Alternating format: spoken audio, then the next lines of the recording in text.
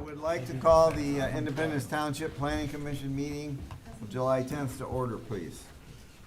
First item on the agenda is the Pledge of Allegiance. I pledge allegiance to the flag of the United States of America and to the republic for which it stands, one nation, under God, indivisible, with liberty and justice for all. Thank you. Next item is roll call. David, would you please do the roll call? Yeah, Lohmeyer, here. Morocco, Here. Ritchie, Here. Scarborough. Here. I'm gonna say Suture wrong. Here. No? I said it right, do I? Yeah. Suture and Borsham and Billings are absent. Thank you. Review of the agenda. The agenda is on the front table there. We will conduct tonight's meeting in accordance with that agenda unless we amend it in this brief discussion right here. If you need copies, you can grab them up there at the table. Does anybody have any additions under agendas or changes? We don't even need to make it, but under discussions, there's another topic that was mentioned in the last meeting, and that would be priorities of most likely zoning ordinances, but, well, not just zoning ordinances. Things the planning commission feels need to be prioritized and addressed in the near future. So that we will also do, in addition to the two things that are there. Move to approve the agenda as presented. Support. Anyways. All in favor, aye? Aye. Opposed? Yeah, I forgot to tell you. I got that. Okay, next item is public comment for items on the agenda. We always provide this at the beginning of meetings. It's an opportunity for our citizens that attend either in person or virtually to comment on any issues they have concern with, as long as they're not on the agenda. Because if they're on the agenda, you will be given an opportunity to comment on those when we get to them. So if you would like to say something, I ask that you raise your hand, or you will be recognized and you can come to the podium. And then after that, we will do anybody that might be online. So with that, I will open the public comment for items not on the agenda at 6:03. Anybody out there that has anything they'd like to say? Doesn't look like it. Anybody online?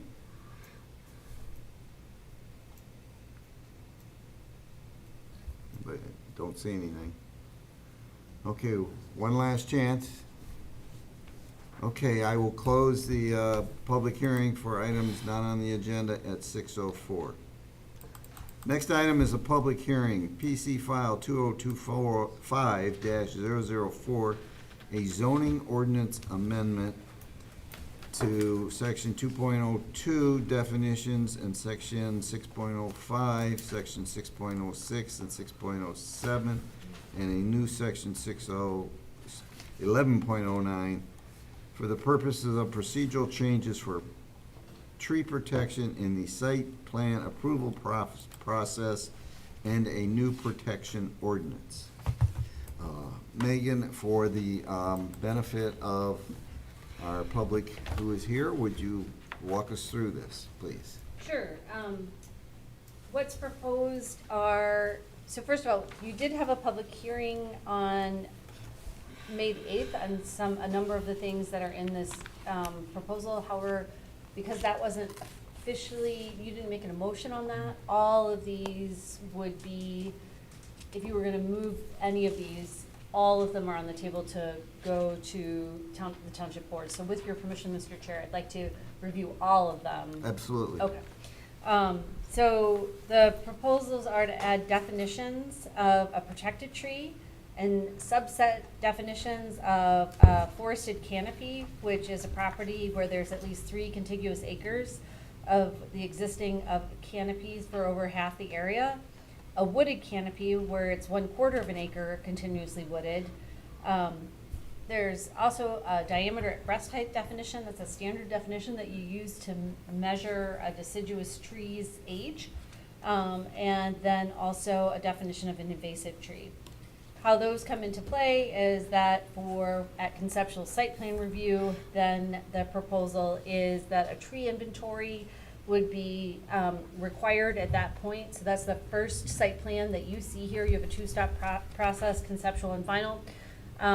That would be prepared by a state of Michigan forester, arborist, or landscape architect. And there are a number of things that have to be in that, including the location, size, and name and species of the trees that are 8 inches or greater in DBH, the location of those trees, the diameter, breast height, and the location of the forest and wooden canopies.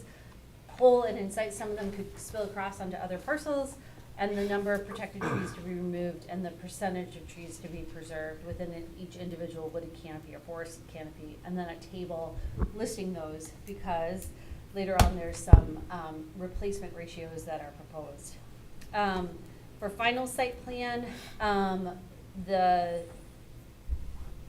items about a tree survey or like that are proposed to be removed because you're asking for them in conceptual, that those continue and be submitted, and that a tree replacement plan is prepared by a state of Michigan registered forester, arborist, or landscape architect, and that the tree preservation techniques proposed are shown. Then in standards for granting approval of site plans, there's a tweak to the language of item C so that it would say that site planning and design specific improvements will accomplish.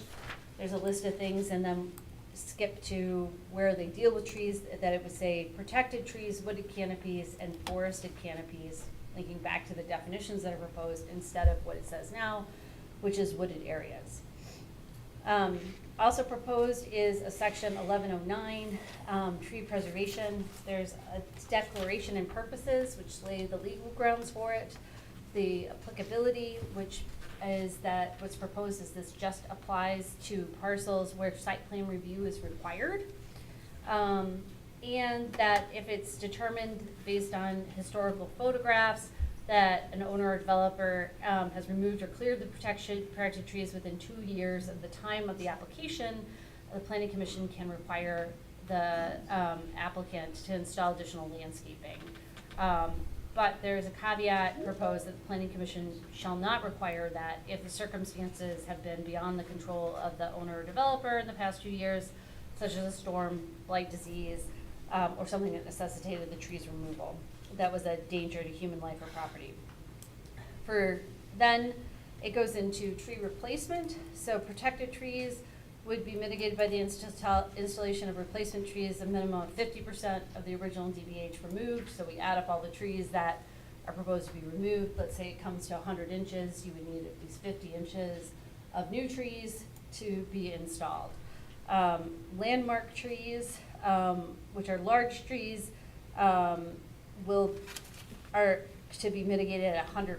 So the idea behind that is that 100% DBH is that we really wanted to make it. There's a penalty for removing there's a penalty for removing that large tree, and then things about replacement trees, which are really just best practices, and that these are in addition to any landscape requirements. There's some things for tree replacement alternatives. In terms of if it's in a wooded canopy and it's preserved on height, it may count towards 2 times of the DBH replacement that's required, and that asking that every effort is made to relocate or mitigate the trees on site, but if that's not possible, they could be planted elsewhere in the township, or at the last option is to pay into a tree fund. There are exemptions from replacement, such as the parcels are not subject to site plan review, tree trimming, tree clearing in the existing public road right-of-way or private road right-of-way, the removal of any tree which is unhealthy, and invasive trees and any trees that are potential danger to human life or property. There's a subsection about tree protection that goes into the things that the township wants to see with tree protection and how that should influence the site design, growing from maintaining wooded canopies, not removing landmark trees, minimizing clearing and grading, using retaining walls, maintaining natural buffers, maintaining grades and moistures within the critical root zones of the trees, and to make sure that things are done to, the way things are graded and the way construction is done doesn't damage the underground roots of the trees. And to locate utility lines away from trees to be retained, and conduct any necessary excavation around trees by hand. There's also a section on tree protection during construction. Again, these are all best practices, including where the fencing goes, the protected barrier, inspections, and also a provision that if anything is damaged during construction that was supposed to be preserved within 18 months after the issuance of certificate of occupancy or final permit, that they can be compelled to replace those. There's provisions for appeals and variances, which you have to have in any zoning and ordinance amendment, and then also it links back to the violations and penalties is what's proposed. Thank you. Welcome. Thank you. Just briefly go amongst planning commission members and see if you have any changes or questions, and then we'll open up to public hearing. So, comments? I guess my only comment, and I've been thinking about this after a couple meetings on this subject, is the legality of the 2-year look back. To me, like, since we don't have an ordinance, if somebody cut their tree last year, but then this goes into effect this year, what's the legality of the look back? So I just think we should clarify that. Does it start the day we pass the ordinance, or are you able to go back to 2 years? 2 years prior to the existence of the ordinance, Right. is what you're saying. Right. Yeah. I think, is Mr. Planning Commissioner Ritchie, is that a question for me? I guess, I don't know if you can answer that or not. I'm just saying that, Yeah, that's the only thing, yeah. the more I read this, that's the only thing I see, to I- me, could be an issue. I So, think you could clarify in the language that look back starts the date of the adoption of the zoning ordinance amendment and insert that in, so it's there, but Just, if this went forward, I'm sure the township attorney would look at it and could also give guidance on that. okay, I just want to make sure we're clear on how that works, Mhm. so. No, it's an excellent point. as planning commission, would you prefer to let that be handled at the township attorney's level, or should we insert some language in there now? I think we should leave it how it is and have our legal defend it. There's gonna be case law and stuff on all the other townships that have done it. This is no new technique, so should be pretty easy to figure out Okay, what was defendable, but I'd leave it up to them to say it doesn't work, okay. you know? Everybody's good with that? Yeah. Ron, you good with that? I just, like I said, I just Yeah, think that should be look at it. clarified somehow, Yeah.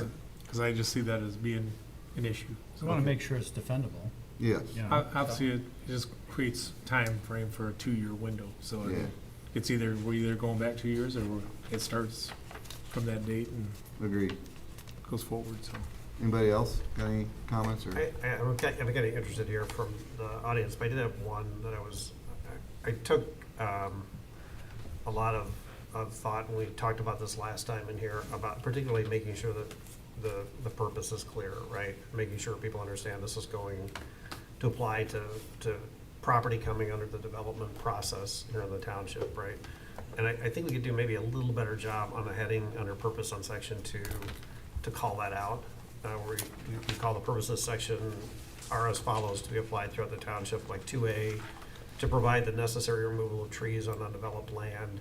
I don't want people thinking that we're, again, extending this beyond the development process and the site approval process. So maybe just an addition of some verbiage to 2 in the title that specifically calls out that to be applied throughout the township on property entering the site approval process or the development process. I just want to make sure it's, people understand what we're not going after. I thought about asking to exclude A, because I don't know that it's necessary with all the other requirements you know, we're very specific in discouraging the unnecessary removal of trees and canopies in connection with the development of land. We really need to say to provide for the necessary removal. I think that's a little redundant, but my biggest issue is just making sure that we're clear in the purpose, that it's for properties coming under the development approval, site plan approval process.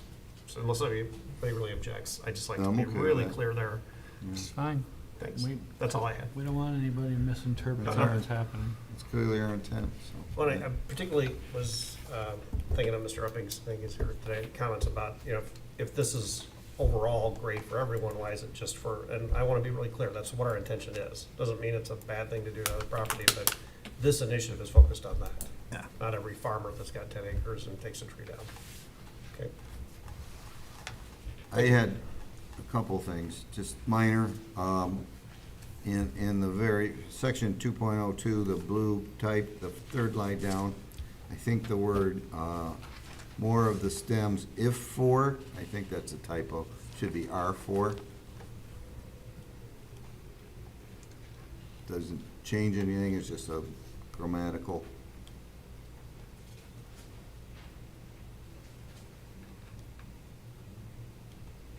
Okay, and then on the next page, this goes back to the same thing I've raised a couple times regarding having a listing of trees that are to be protected and trees that are removed.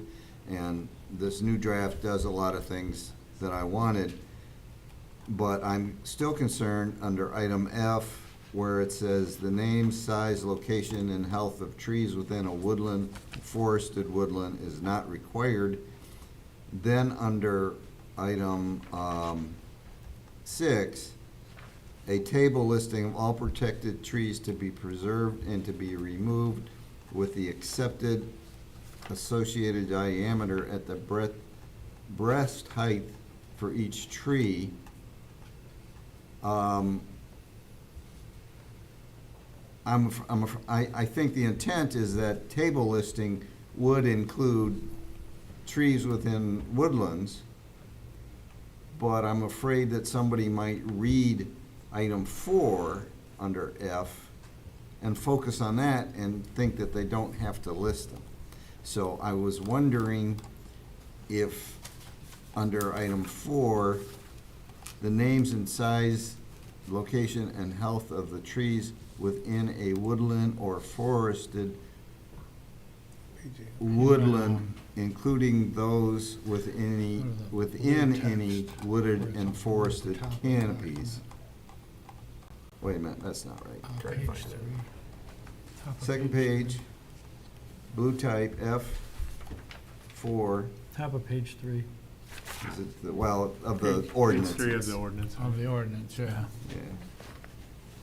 page 5 of the packet. Mr. Chair, obviously number 6 was added as a way to be able to track things. And the idea behind not requiring those things in the canopies is that you want those preserved and whole, but if you have to tag each one of the trees within them, it's quite the cost. I understand that. So what I would say is maybe a table listing all protected trees to be preserved and removed with associated diameter breast height for each, a table listing all protected trees outside of canopies to be preserved and to be removed with the associated diameter at breast height, and the percentage of canopy or the percentage of forested canopies or wooded canopies to be preserved, because you really want to look at what I think the intent of number 6 was, that you had a table that everybody could simply look at and see, okay, does this add up to 100 inches? And they're going to take away 30% of a forested canopy. And then if there's any replacements that go along with it, or incentives that go along with it, it's easy math. Well, but you're proposing that the table in regards to forested and wooded canopies only include the percentages to be preserved and removed. We provide incentives for people to preserve trees. And and if they remove a tree and it exceeds the 50% level, they have to replace that DBH elsewhere on the property. If we don't know the cumulative number of DBH removed within a forested canopy, how do we know how many DBH they have to replace? I want to avoid having them itemize everything. Maybe they don't have to go out and tag them, but they should count them, and they should tell us what it is, so that we can do that computation. So then, based on what you're saying, probably the simplest thing would be in item 4 is to strike the last sentence, that the name, sizes, location of help trees within a woodland or forest and woodland is not required. And then add in 6, a table listing all protected trees to be preserved and removed, including those in the wetland, including those in forested and wooded canopy as well. Yeah, that would be good. Can I ask? Sam? I mean, the intent was to try to make it where there was a savings by clustering the trees. You know, is it something that we could be, so if I'm following what Bill was saying, if they are carving into a already established canopy, let's say, and then we're talking about then how would we figure out how to replace that, right? Could the trigger be that if they encroach in that canopy at that, that would be, because there was supposed to be a benefit to the developer that if he clustered trees, he didn't have to have the expenditure of inventorying them. That, I thought that was what we had talked about. Maybe just document. So could it be something that's triggered? Like if they were to do, if they were to encroach in what they had claimed as the canopy, then that would be required. I got That would- what- You know what could I'm they- saying? But could not they- off, not immediately. Could you include a statement that says that if the woodlands, forested or canopy, are to remain untouched, they don't need to give that information? Is that?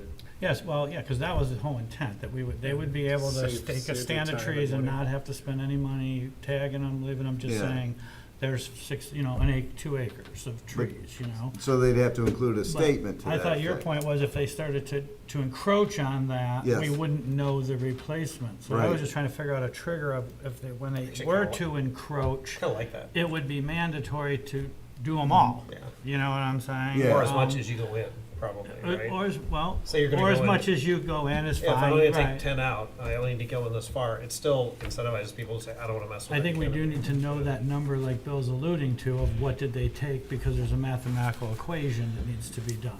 Yeah. But I want, I think some sort of trigger so that they don't have to do it unless they encroach, if there's some way of, if that, Yeah, it was the whole Makes purpose of the sense. canopy was to save them from Yes. inventorying and all that stuff, so.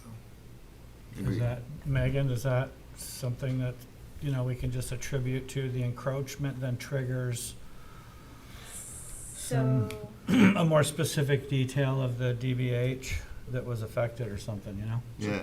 Just a way that you don't have to count them all, let's say you got a cluster, a canopy, you could do this that as, you have to count the trees you're gonna take out and estimate the percentage. You could say, I'm removing But- 5 trees and that looks like 5% of this canopy, and that way they're still not counting every tree.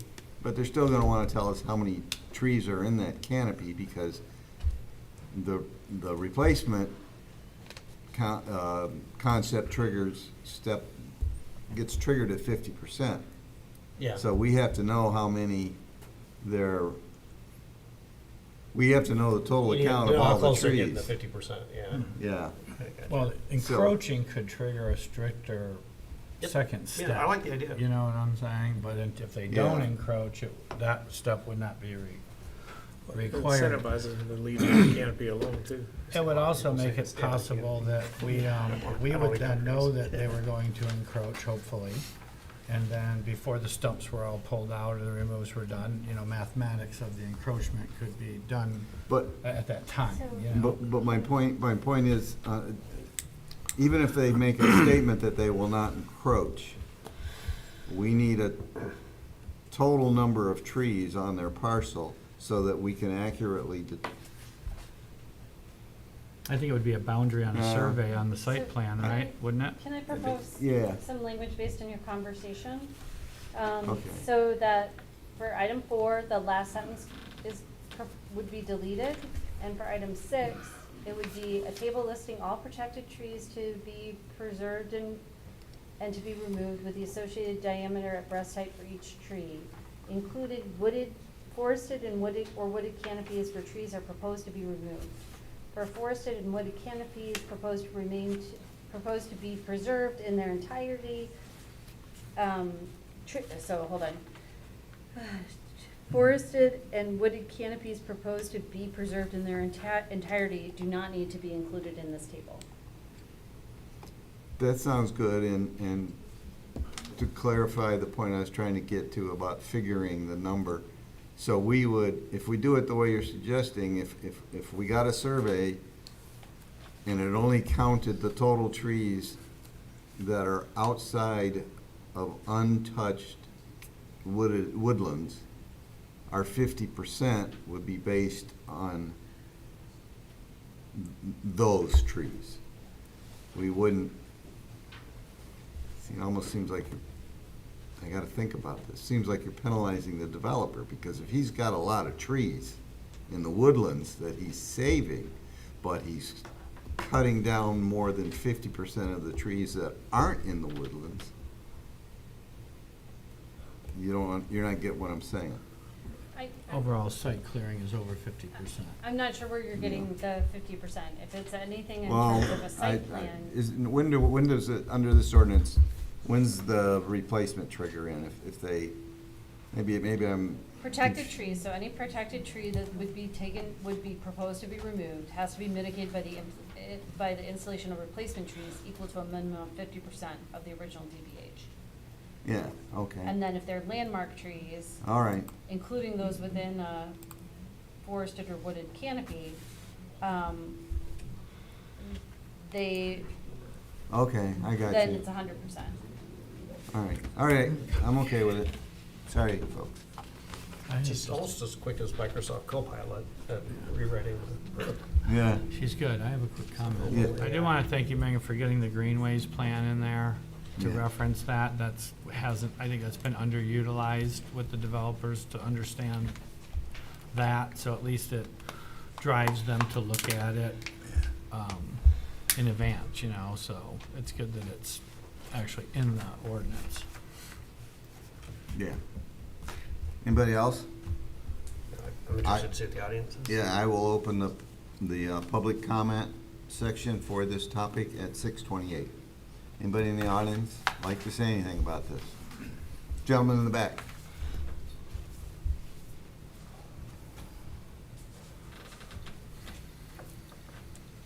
Good evening. My name's Ross Galentine. I live at 6858 Wesley Terrace. I'm in support of this tree preservation for the township. I moved to the township 30 years ago and loved the undisturbed natural beauty of the township with stands of trees and the animal habitat that goes along with it. I've slowly seen this disappear in the last 5 years.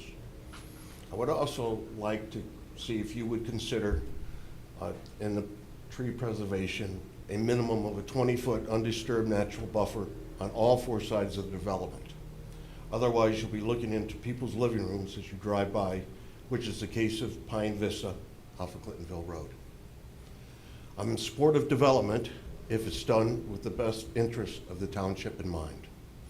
In my previous life, before I retired, I worked for a developer. And we would love to come into a township that had no restrictions and remove everything from property line to property line and pack in as many houses as we could, and then add 2-inch caliber trees every 100 feet and call it a day. Clearing the land would make the ease of construction quicker, more profitable, and that's what the stockholders want, as they would get a better return in their investment. With the tree preservation, the civil engineer and architect would have to think and work around the existing conditions, but the final outcome would be a win for the township. Please remember that once the developers are done and moves on to another township, we will have to live with your decision, and you hold the future of our township in your hands. Thank you. Thank you. Anybody else in the audience? Anybody online? Ryan, you mentioned you had a letter? Yes, I just received a letter from Eileen and Dennis Drennikowski, 7118 Talnett Court in Clarkston, She's on. and she is online if she wants to speak, or if she wants me to She's just waving. read the letter. I think that means go ahead and read it. All right, Dear Brian Ottman and the Independence Township Planning Commission, please do whatever is possible in your power to preserve the remaining green space in our township. We need to preserve and maintain our wetlands so we don't experience the flooding other communities have had when rainwater has nowhere to go or drain. Please do not continue turning Clarkston into a concrete jungle. Preserving our beautiful woods and wetlands is necessary for current and future generations. Our lives and air quality depend on your conservation efforts. Thank you. Excellent. Anything you want to add? Okay. I think she's having a problem getting her mic to work. She wanted me to do it. so. Anybody else in the audience? Hello, Hello? can you hear me? Yeah. I'm not sure I'm connected correctly. We're hearing you loud and clear. Okay, my name is Judy Tully. I'm a resident of the township, and I'm a late comer to this discussion. But my question is it oriented toward new builds essentially? So It's- people that are already here won't be impacted? It is only oriented to people that come in front of the planning commission for a site plan approval. That could be new construction, it could be an addition of, to a new, to an existing facility, an existing piece of property. It would not apply to individual homes. The building of a single-family residence does not come to the planning commission. Does that answer your question? Well, I think so. So people that are in established residential developments would not be impacted by this. If it's already established. Yes, I'm trying to be thorough. If they're in one phase of a multi-phase development, their phase would not be impacted, but Okay. an undeveloped phase would be. Okay, I understand that. And so particularly on residential developments, new ones coming forward, who would monitor the behavior of the residents? Well, again, it doesn't apply to individual residents. It applies, it would apply to the developer who's developing the property. Okay, so it's only at the development stage. Yes.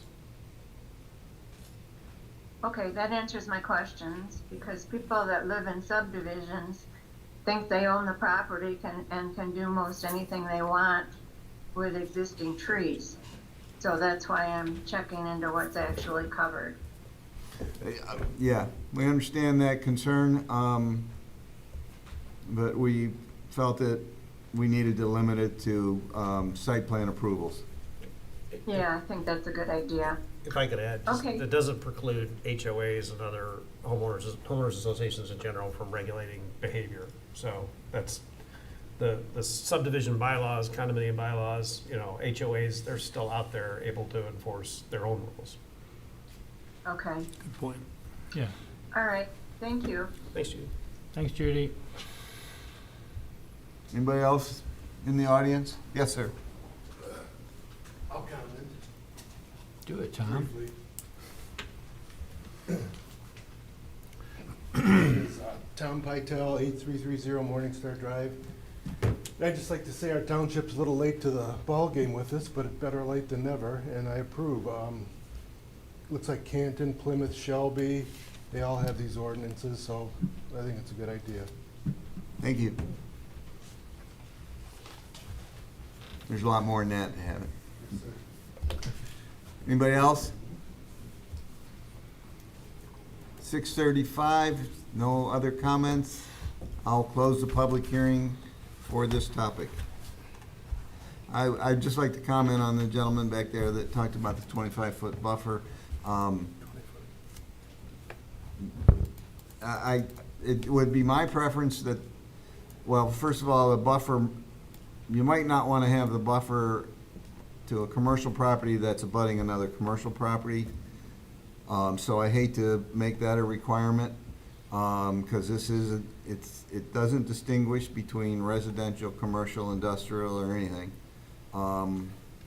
And I would like the planning commission, and this is my personal feeling, to have the discretion to look at the overall site and see where some of the canopies are, where the greenways are, and agreeing that it's nice to have buffer zones on the borders of some properties. Take that all into consideration and make a decision on what should be preserved and should be cleared. That's my thought. So, comments from the commission? Covered well. We need if everybody's in agreement, we need a motion to recommend approval to the board. Megan, what's the two names of what we're recommending technically? There's no no suggested motion, so I just want to get the words right, you know? I would just, Sections in the yeah. posting. Okay, and this right here? In the Yep. agenda. Okay.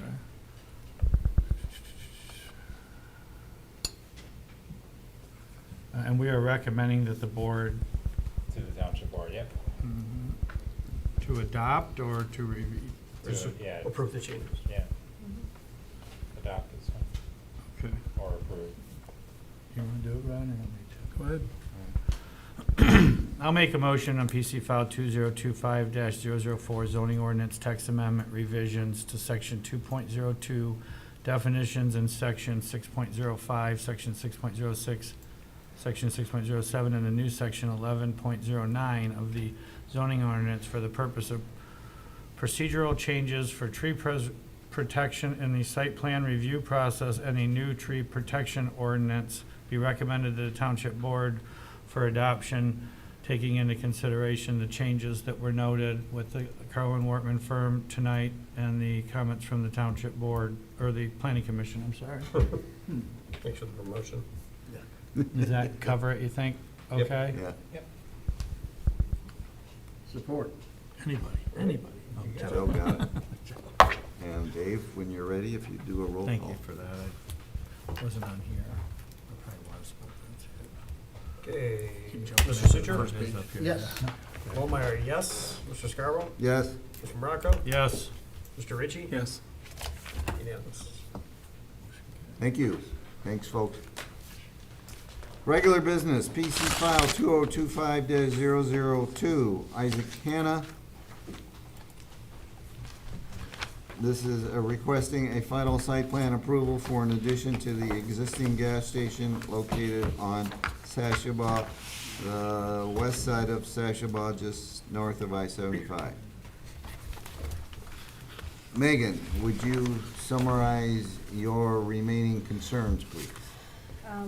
Sure.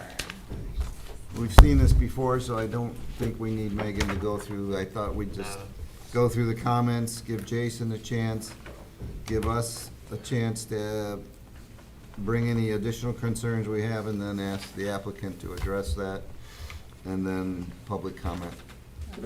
Just to start off in terms of procedure, because of this piece of property and some of the surrounding property is under a consent judgment, the township board is responsible for any approval of an expansion of a use on this property. So the planning commission provides a recommendation to the township board, and they are the approving authority.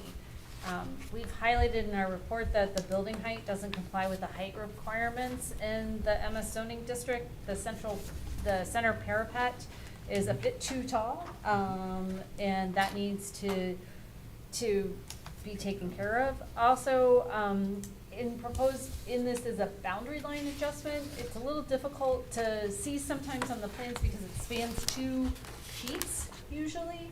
But that boundary line adjustment is proposed, and one of the things that we noted is that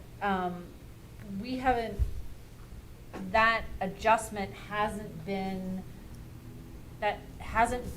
reviewed to see if it complies with zoning and road frontage and other things.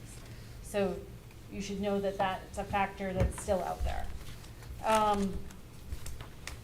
In terms of parking spaces, they don't meet the requirements, but as we talked about before, your zoning ordinance requirements for this use are particularly thirsty. And so you do have the ability to have a waiver. They've added 7 land-banked parking spaces, based on the discussion that you had at the site special land use and the conceptual review. We recommend a development agreement be part of any final approval by the board that would then specify when and how that the development of those parking spaces would be triggered, and then how the sidewalk would be altered at that point. Also, in terms of landscaping, I want to note that on our plan, we had said that the 5 proposed trees of the perimeter are parking lot islands. It was brought up to me that actually they're not parking lot trees unless they're in an island. You, the planning commission, have the ability to waive that as an alternate when circumstances make it difficult to plow or to maintain or impede circulation. So if you were in favor of the landscape plan going forward as proposed, I would ask that you would make that waiver as part of your motion. In terms of lighting, the correlated color temperature of the recessed canopy lights exceeds the maximum Kelvin level, and also the applicant did not submit a lighting reduction plan. In terms of signs, it was unclear how many signs were proposed where. They had a rendering and then they had different drawings, so if that could be clarified by the applicant. Note that under the zoning ordinance, they would only get 1 sign unless you, planning commission, allowed up to 3.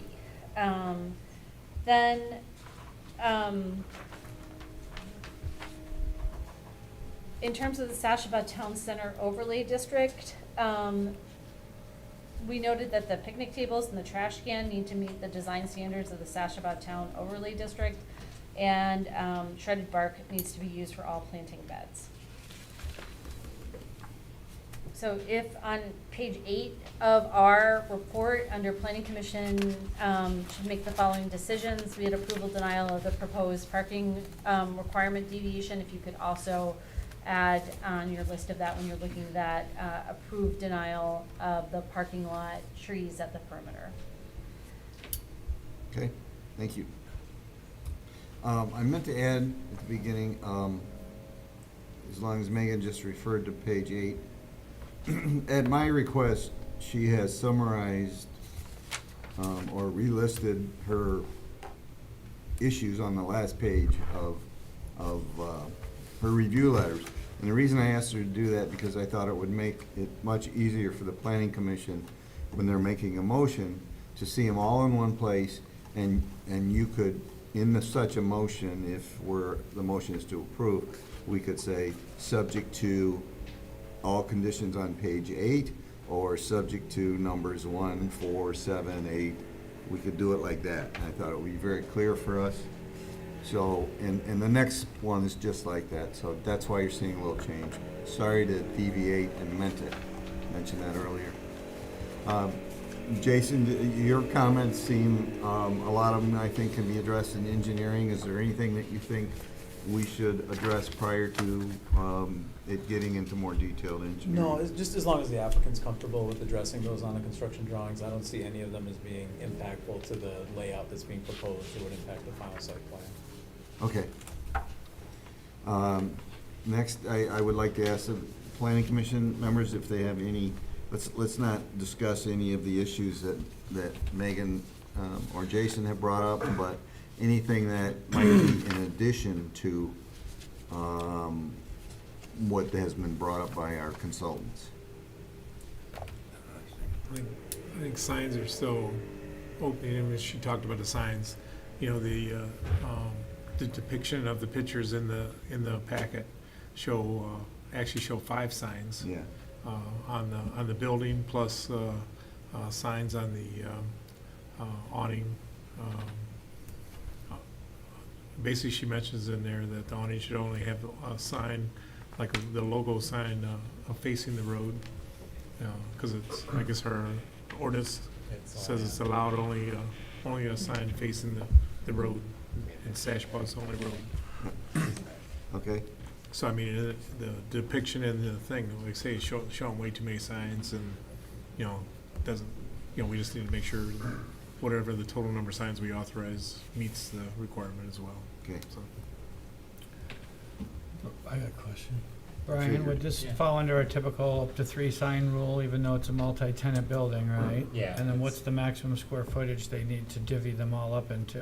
It'll be, the width of the building, which if it's over 100 square feet, it's capped at 100. Okay, so they gotta get everything on the building within 100 feet. That's what Correct. we've set as a standard, pretty much, in the Yeah. township, no matter how many tenants, right? Correct. Okay. Jason, the road's going out behind Tim Hortons, where all that fill was put in a couple years ago. Yep. What kind of borings and what, you know, there was about 10 feet of dirt put in there. What are we requiring for that? I know the storm sewer on the blueprints is supposed to be concrete, the one that's in there's plastic. Has anything been noted about getting the site prepared where they're gonna traverse over all that fill and everything that was No, put I in? haven't seen the soils report for that be submitted. We can look at that at the Because construction. I really wouldn't feel drawings. comfortable building a road over that, and we talked, you know, when that Yeah. came up, we talked about Was not that in the impacted. future, we would want They will be- borings because there were no compaction tests ever done. All you of know? the utilities that they're routing around are going right beneath that roadway, so that'll give them plenty of opportunity to explore that, backfill with sand and compact. So I'm comfortable that it'll be addressed just because they're gonna be excavating that whole area with the Okay, but there is, sanitary line and the storm sewer line. there's some that they're mechanism, routing around. knowing that that storm is plastic and not concrete, and things that were originally proposed for the development. Right. For that extension, Yep. so that's in here covered somehow? I think they're covered, but we can look to get their soils report as part of the construction drawings. And just Okay. make sure any areas that don't have new utilities and are getting addressed will be factored in there. That's what I had that wasn't on the report, Okay. so those few things. David? I just wanted to comment, I guess generally, you know, on the strategy with mobile service, this is one area where, you know, we've kind of evolved into better things, right? A lot of things, people find ways to make more profit, and you're not really happy with the results, but mobile service gas stations in general have always been kind of a you gotta have it type of thing, right? You don't like it, it's kind of ugly, you have to have it, people drive cars, and what's happened over the years is, you know, it's no secret that there are more profits made in the back end when they sell things. Gas stations have become nicer, if you go look at like Alexander's and, or Alex's, whatever it is, over on White Lake. And even the one, the rehab we just had, it's pleasant to see evolution going in an area that supports the citizens better. These become little mini stores. In a decade or so, you're gonna see fewer fuel gas pumps, you're gonna see a lot of EV charging, quieter, cleaner. It's just gonna happen, but I like the evolution, and this particular area is tough for traffic. I like whenever you can give people more opportunities, and this other entrance, I think, will give more opportunities to manage Sashaba, which is already tough. You know, you get Pine Knob traffic and everything else, anybody coming out, it's a rough experience, so, you know, moving that around a little bit, giving it another opportunity to kind of combine things. I'm not in favor of a lot of additional curb cuts, this doesn't really do that. But I think these nicer, newer facilities blend well with the Sashaba corridor plan. You gotta have them, as long as they meet our requirements. I like where these are kind of evolving, and every time you see a rehab of a gas station, it becomes a lot nicer than it was before, so I'm happy to see this come in. So that was just my overall feeling on the development. Okay. Joe? Are we gonna talk about what's listed here at some point? Yeah, Not yet. as far as the conditions that are on the review letter? Yeah, like that boundary I'm Yeah. concerned about. No? Yeah, I have questions on that. Okay. I don't understand the engineering report says that the boundary is, I think we're talking about the same thing, is not an issue, but in other parts, the legality of it has been proposed as an issue. What is going on with this? Yeah, I don't know that we commented about it. I think it was in your report. Yeah. Yeah. Yeah, so, So, can I ask on this? Because it's the same. I don't understand how these two properties are gonna be combined.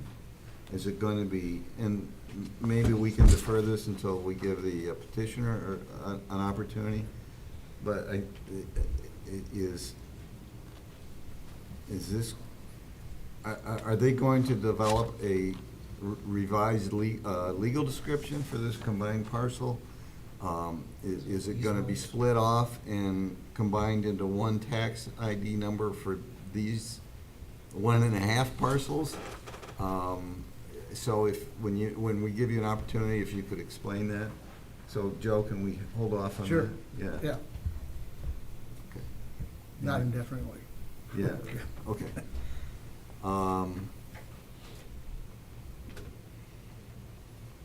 The bank parking, I want to make sure the planning commission is clear on this. It is not intended to be developed right now. And I did not see where on the plans, so will it be grass where those parking spaces are? Will the sidewalk be brought up just to the seating area and then extended further if and when those parking spaces are needed? Maybe I missed it, but I did not see that delineated on the plans. At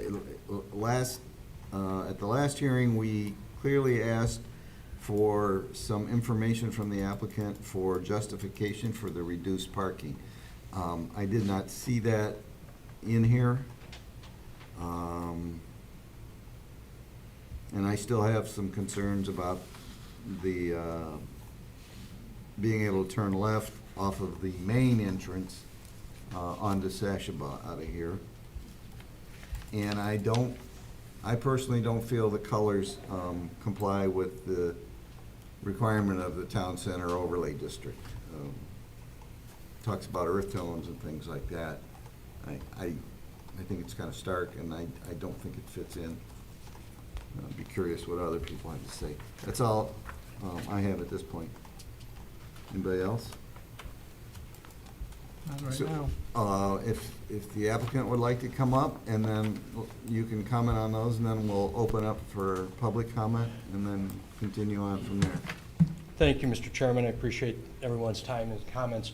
And my name is Jim Epping. I'm a land planner in town, representing tonight Isaac Hanna, who is in the audience tonight, IWH Companies. We also have our engineers from the Umlar Group and our architects from GAV Architecture. So we're all here to answer questions. Couple things. Brian, maybe if we could go to the slideshow that I provided, we can click through it quickly and answer a lot of these questions. Appreciate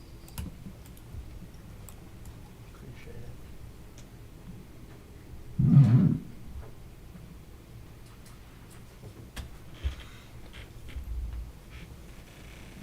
I think there was, in these first few we can click through because it was just really talking about the existing conditions and then the improvements. Maybe right there.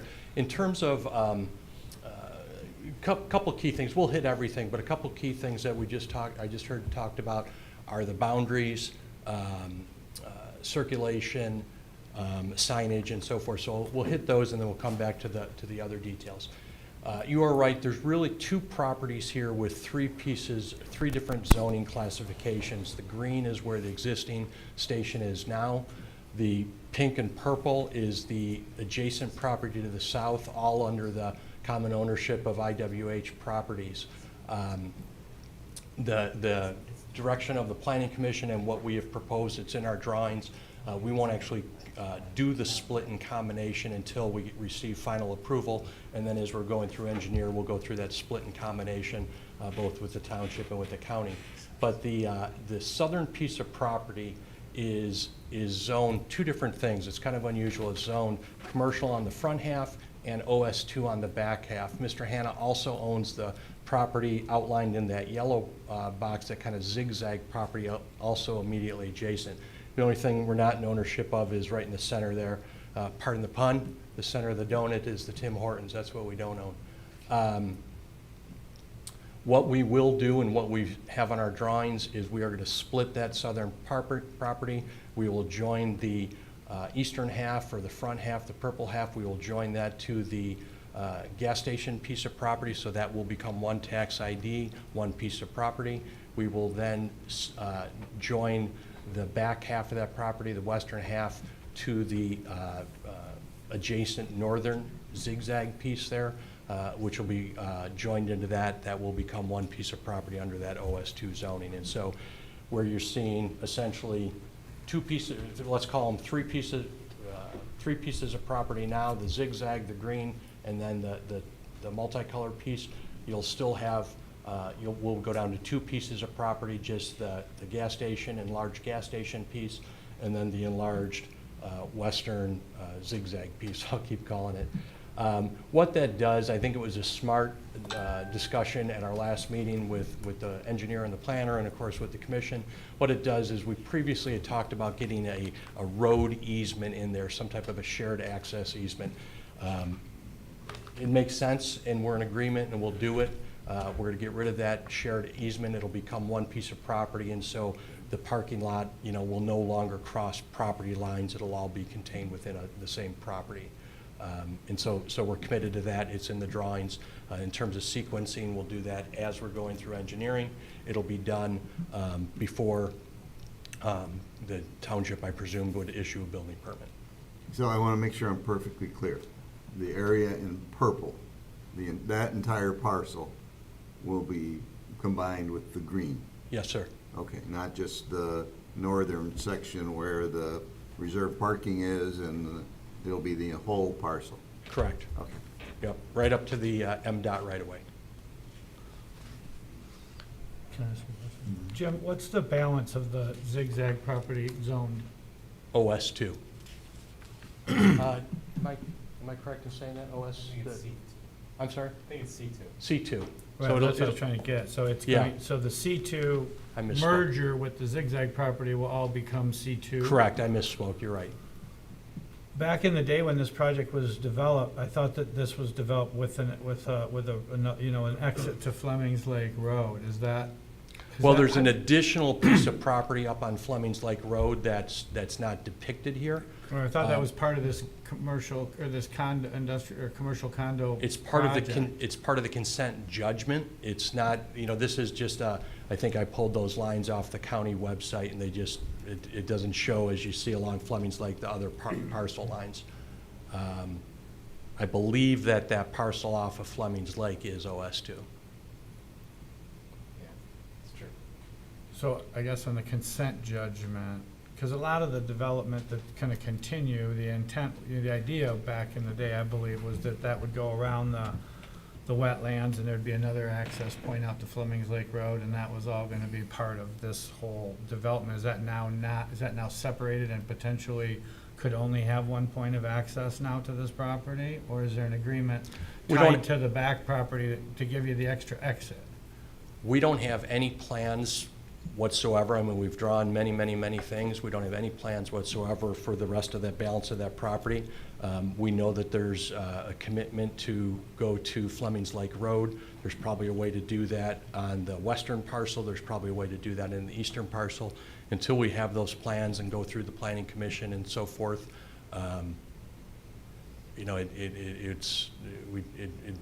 we'd be speculating to say what that is. There's so many uses that may be back there. But do you have access to that? Jim, I get Go ahead. Isaac, I think you have to come up and introduce yourself. Sorry, so,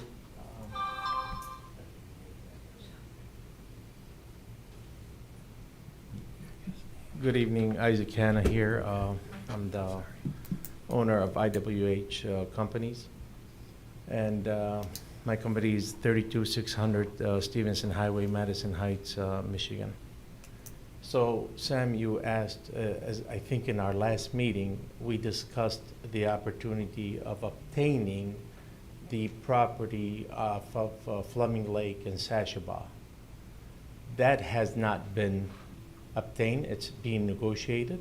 But yes, we did discuss it, and we did, as part of the future plan, in hopes that we can get that done. To answer your question, you're right, but we don't have control over that. Okay, I just was trying Yeah. to understand how this was gonna all Right. eventually build out Yes, while you're yes. standing here. On so- another phase, yes. Okay, All right? Thank Is that- You're welcome. yep. Can I ask you a quick one? And maybe Jim can do this. The property line for the Tim Hortons, can you help me out with where that boundary is? If we go to maybe the next drawing, right, that one. So the red triangle or shape on the bottom, that's the portion that we just talked about that's going to be joined to this parcel. Mr. Lohmeyer, the Tim Hortons is essentially that white area in the middle. If you know the area Yep. just north of the Tim Hortons, there's that stub street, that stub access. And that's where, part of the Tim Hortons or part of? that's part of the zigzag parcel, if you will. This entire piece will be part of, beyond that property, not the Tim Hortons, but. On Isaac's property. Isaac's property. Correct, Okay. yeah. Yeah, it's all owned by us. Okay, so really that green inner public kind of is the property line where it shows it. The right-hand side green is essentially the property line of Tim Hortons. From here over is the Horton piece. That's right, Okay, so this is all gonna be on your property. that's right. That was a little unclear to me when I was looking at the words. I didn't know if that was an easement or shared or. No, that'll be, for public access, but it'll be a private driveway coming off of that road. We talked in the previous meeting that that the location of that road may change based on future development, but there will always be some type of an access to ensure that people from the service station can exit to the north. All right. Other things, go through this. So we talked about the split and the combination. We've extended the sidewalks and the crosswalks, the safety path to the east. One thing that I'll take a look, but I want to be real clear. We are not proposing to land bank any parking. We're committed to build all the parking shown on the plan immediately. So we show 7 additional spots. We may just have it mislabeled or not strong enough, but no land bank parking. We agree with you. Why I We think didn't it's see it. important to build it all from the start. And you're right, it does create a little bit of paperwork in terms of who triggers it at what point. So we did add from the preliminary plans, we added 7 additional parking spots now that we joined that property. Added 7 additional spots. We extended the safety path to the west. That sidewalk will go the full length of those parking spots as they're built during construction. We've shifted the patio to that area, which we agree with you is much more usable. We've got the tables and the trash cans will certainly meet the overlay standards. We also have bike racks. We are still improving the landscaping at the sign and bringing in some of the Sashaba elements there, so that the front of the landscape will be cleaned up and modernized as well, but the parking spots will all be built at the time. In terms of parking, we're more than doubling the number of parking spots that are currently there. In total, we'll have 51 parking spots on site. To give you a comparison, the new Shell station, which I think is operating well, that has about 28 spots. So we're nearly double what that building has, and operationally, we will have a second restaurant. They have one, we'll have 2. But I think you guys are, as members of the community, are probably all aware, have noticed certainly the BP station. Even on a busy morning, whether people are all fueling on the way to work and getting coffee and so forth, it'd be unusual if there's, say, 10 or 12 cars there, including employees, and so we'll have well over 50. Mr. Hanna owns several stations up and down. There really isn't an ITD book that we can pull out and say, the engineers say, gas stations have this. So To a certain extent, it's experience that's telling us this, but we know that we're more than doubling our spots. We have almost double, a comparable property right down the street.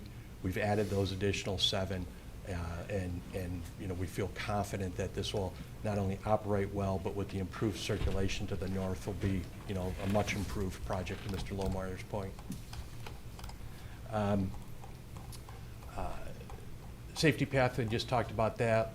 Landscape screening, we added that, improved the landscaping throughout, and then added that landscaping along the southernmost boundary. We talked about that at this last meeting. A lot of that that the second half or the southern half of that now joined piece of property will remain, kind of as it is now. We don't anticipate that to be an entirely mowed lawn. We'll obviously add lawn and everything around the southern half, but that'll still remain, maybe brushed hogged once or twice a year. So, and that's why we pulled those new plantings right down along that MDOT fence, as we discussed last time.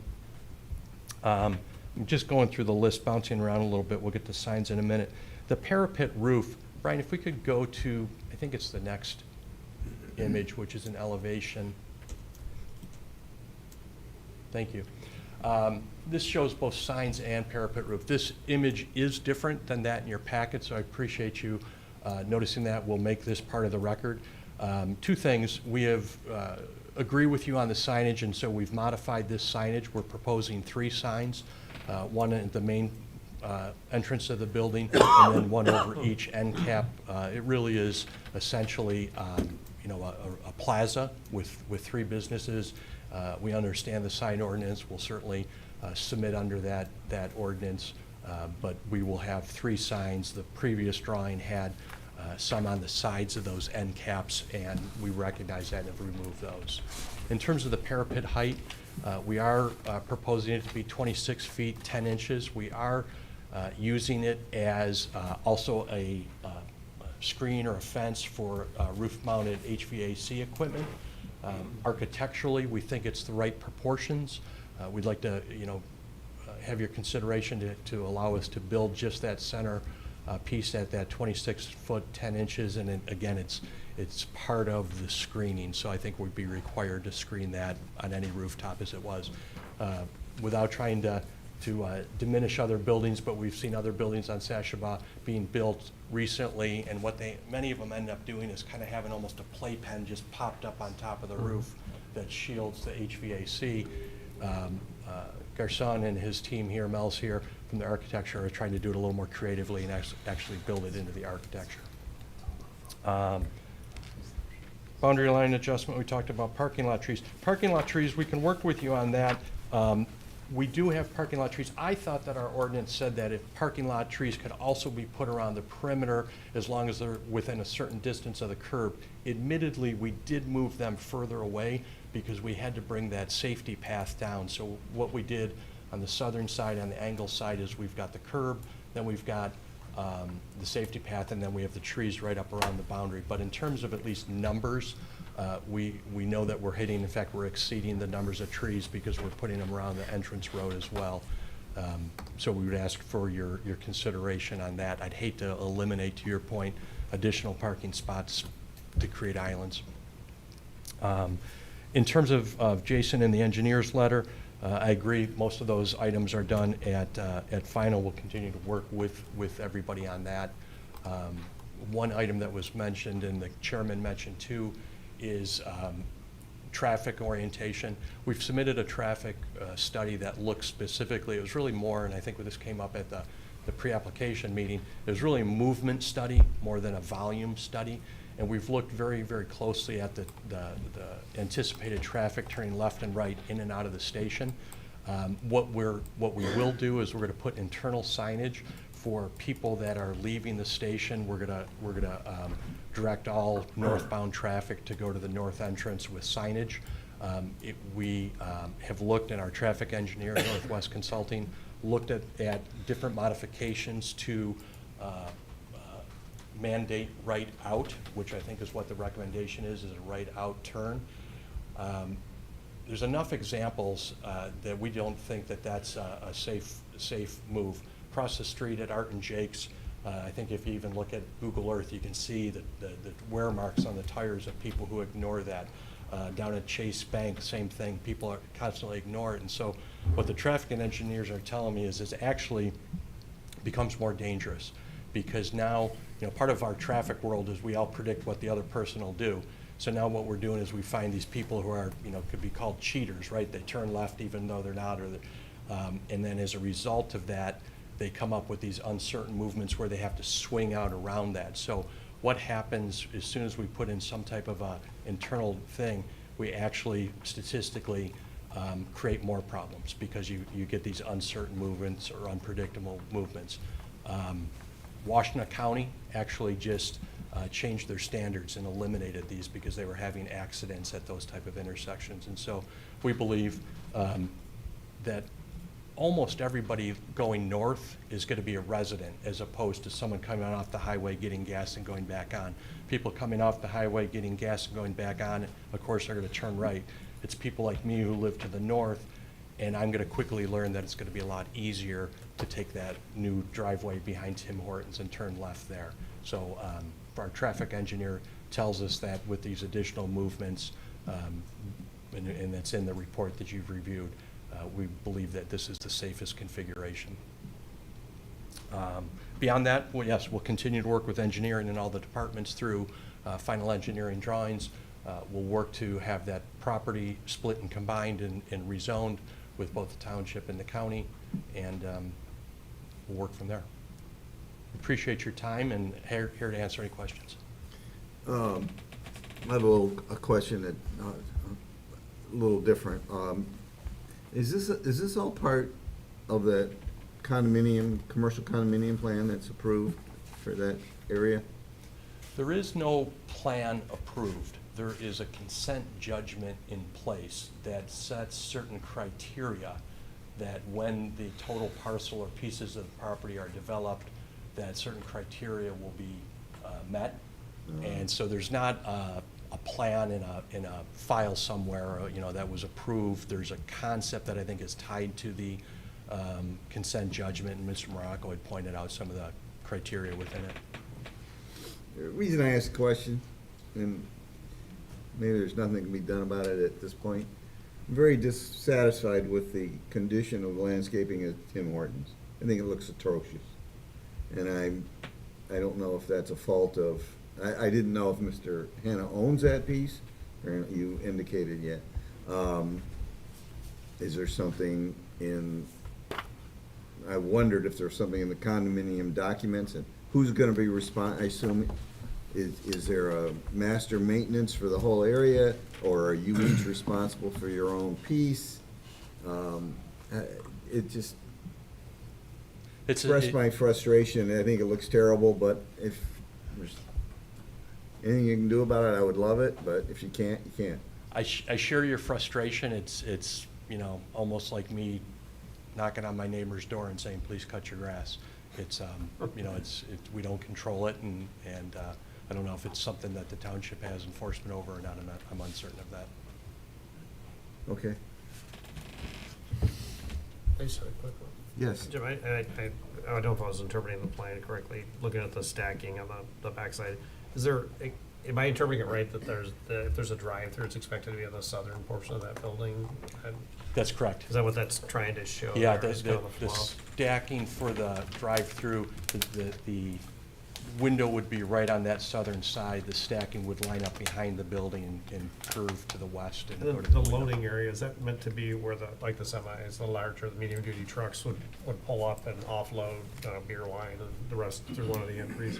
That's exactly right. Right, there's a drive lane, then there'll be a curbed area, and then that striped loading area Is where they for would exactly park. the beer Okay. trucks and such. But there'd be some kind of separation between the drive-through traffic and... There's about a 24 or 30-inch curbed Okay. area. I think I see what that is. Show them. Okay, and I know this one is kind of a dumb question because I don't see anywhere on the plan, but car washes are out now with gas stations are not profitable. There's no car wash I see depicted on here. There's no car wash on this property. No thoughts of that maybe in the future, or hey, we can do a freestanding or something? I'm just trying to. On that property? Yeah. No. Okay, so it's not something you guys are looking at that may come back in? Not on that property. Okay. And then the last one was just, you have like 4 or 5 UV slots on the north side of the property. The only thing I would suggest is, there's not a lot of need for that now, but the volume just keeps going up. So, go ahead. Yeah, so just for that, the state of Michigan has a specific need, and we received the request based on our corridors off of 75.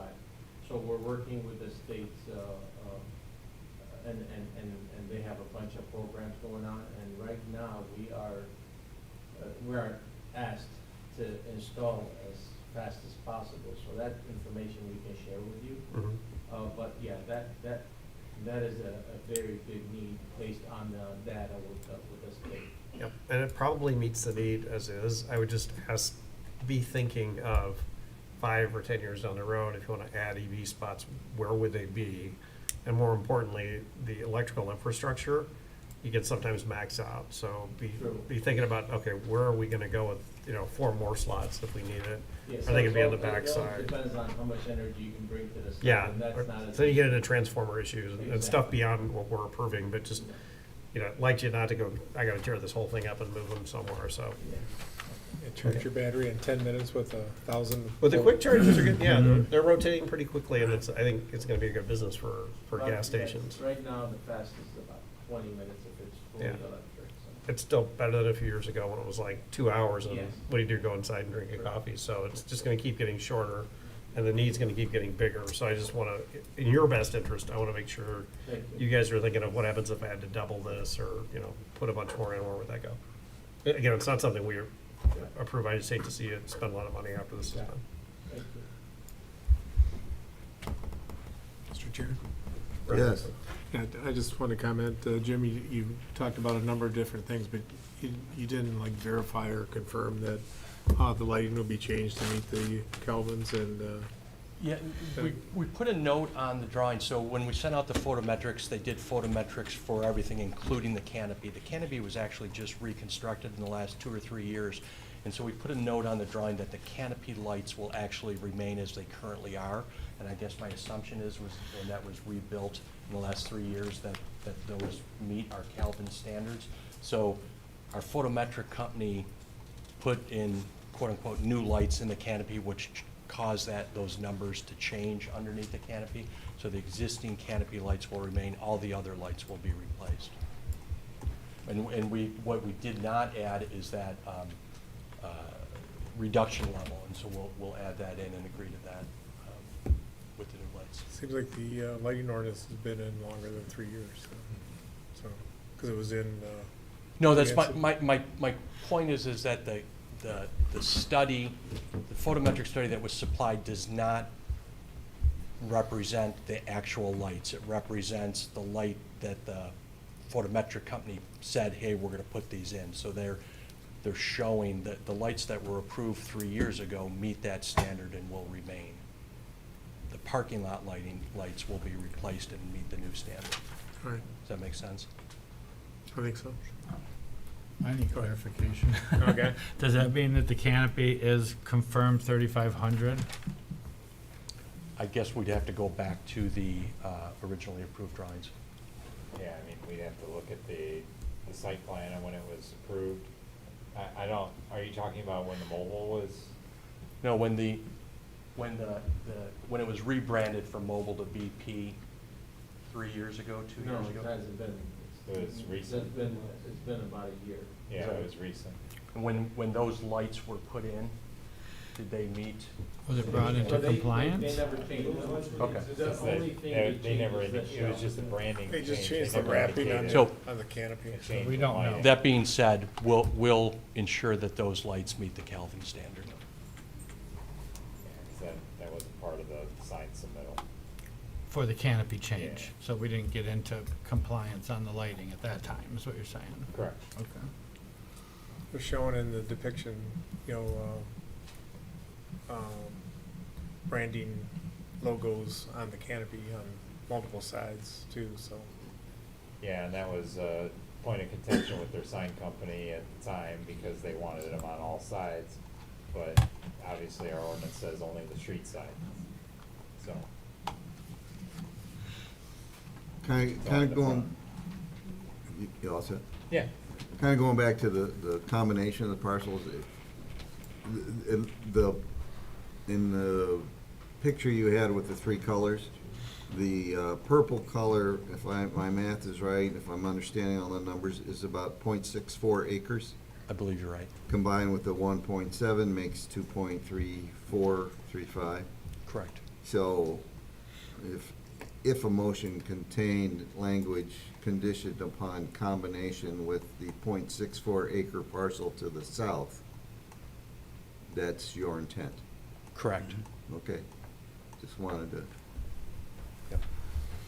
trying to figure out how to word that. And that would be combined into one parcel with the uniform zoning of the parent parcel, let's call it the gas station parcel. And you addressed that last time, that being that it would be a, what'd you call it, subordinate parcel or something? I think it's a boundary line adjustment, and one's a donor and one's a recipient. And There you go. So you can, It's land division terminology. right. So we don't have to worry about the zoning difference. No, and It's a with, split zone. yeah, and with what Mr.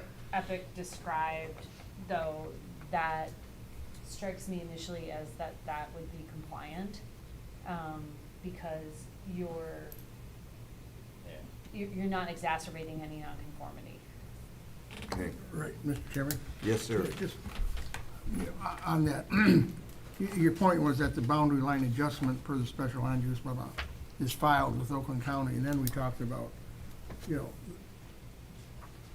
making a boundary line adjustment, but that's kind of like off the table. I know you're using the same terminology, but this is combining two parcels of property into one, you know. It's a split combination. Right, so I mean, all the complexity in the original, That kind of all goes away. that all Yeah. goes away. We're just taking two pieces of property, making them one, and away we go. Agreed. Yeah, okay, so that takes care of that. Call it a marriage. You can. I guess it was a divorce. and now it's Arranged, being an arranged remarried. Do you feel you can meet the 20-foot stacking length and still? I think that's a graphic thing. We show like a box that's essentially the size of a car, you know, big car, 20 foot, but then we have space between them, which if I just did just lines, they would be 23. So I think we do meet it. It's more the way I represented it You on the can graphic. change your representation? Yeah, well, I can, yeah, well, I'll change Okay. my representation.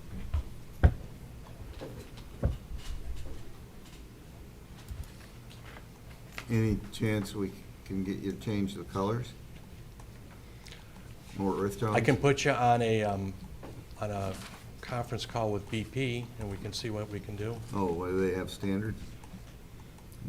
So You are talking we, about the? You're talking about the green or the? The- You're talking about the gray and you're talking about black. Yeah, he's talking about the green. Oh, the building. Well, we Yeah, talked about not this the last green. time. BP, can you get up your green? We talked about this last time. I think it, you know, from a Sashwa standards point of view, Sashwa district, as we move north, really, as we move, other than maybe the Secretary of State building, really all the buildings have started to become, you know, other than the brown brick. We think it's gonna be a really elegant building. You know, I noticed that the Shell station also doesn't have those color standards. I think that there has to be some deviation, so we don't, you know, look like an artificial town, as it were. It's a 100% masonry building. We're bricking the columns. We've really worked hard to make sure it's superior architecture. I think the combination of colors and the masonry is gonna look great. I'm fine with the materials and the architecture and all that. It's, you know, our town center clearly references earth tones. And a lot of the buildings are, Gray is not an earth tone to you, so. no, it's not, Okay. gray and black are not. I like the architecture, I think it's great, and I guess I have no problem with that, so. I think we need to stay on that. Megan, could you, what we don't want to do is deviate from the Sashua standards that were set on the board prior to us that we've been following. So if they, what would be I'd like an interpretation so that it's fair for the next project coming in too. Otherwise, we're being so vague. We're not really giving guidance. So is gray, does it What's the, what would you, how would So you it does interpret say- it? Let me get to that part of the ordinance, but Okay. I did look at that today, in preparation for tonight. And as I recall, it said, neutral or earth tone. So, but I think the real thing to look at in terms of what's in the ordinance around this,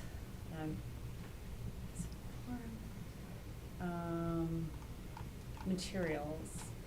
Low maintenance shall be a major consideration. Materials shall blend with those on adjacent properties.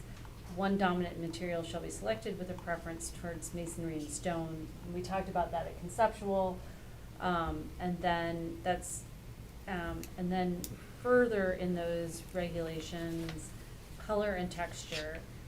Simple and uniform texture patterns are encouraged. Variation in color shall be kept to a minimum. Colors shall be subdued in tone, of a low reflection, and of neutral or earth tone colors. So, and then, Can we Google there's I think neutral there and was- earth tone Well, colors? Gray's neutral, Yeah. and there's not an adjacent, other than Right. Tim Hortons is the only adjacent one, so. so, I mean, moon again, tone. this is fairly vague language. I think how it's been interpreted, and you see it on the town center, is that you have a lot of brick with limestone. As you get down to this part of the corridor, and this is not as much of that. And then when, as I recall, in the pre-application meeting and the conceptual meeting, in the conceptual review, we did talk about colors. And I would say, in the pre-application, I don't think a clear direction was given to the applicant at that point in time. But also, that, at conceptual, you did talk about it, and then when we went back to your motion, that wasn't one of the many items that you had listed that the applicant needed to do. So, My take on that is, in the application, there was no specific yeah. color mentioned. Therefore, it was up in the air in my mind. So, if you feel like the colors are inappropriate, do not match, the adjacent buildings and have a glaring effect, then, that would be something that you could consider citing if you wanted to recommend denial of it, or if you could place a condition in your recommendation of approval to the township board. In terms of the larger matter that you brought up, Planning Commissioner Morocco, is, that maybe if you all feel that it needs to be a certain color or brick or whatnot, that maybe the ordinance should be amended to be more specific on what that is. Especially, when, and I know this has come up in other cases in terms of accent colors, and whatnot, but, because you're gonna continue to have, national chains or even local chains or a local business that has certain colors that they wanna display on their buildings so that they're recognized. So can you bring up your latest rendering again, just real quick? I'm sorry, Brian. Yeah. Can you throw it up real quick? Because the thing that I noticed was the red happy faces kind of dropped away. Are they? There'll be one of the My Stops on the center logo, because that's the name of the, But not on the two sides? not on the I two thought that sides. was an improvement, to be honest with you, the big red stops. I know it's a happy face, but Right. it's just kind of this big red, kind of blurry. So that is one that I would say, I don't think that was in the intention of our overlay district. I'm not really thrilled with it even being on the center when I get it's a logo. But that was a big improvement. I think that's what we were trying to avoid. I gotta be honest, gray's not my favorite. It's kind of the it color. It's a very millennial color. All the new houses are gray. It is neutral, and it's a sharp looking building. If there were a bunch of the other sizable buildings that had the typical kind of tan brown brick right next to it, then I would exercise the lever of it doesn't really go, but it's on the end there by the off ramp. I don't Well- think it's really a Not to disagree with you, it's a good-looking building and it is neutral. I think you're meeting the intent of the rule. It is on the end there, but there's gonna be continued development down Tashwell. And does it set a trend?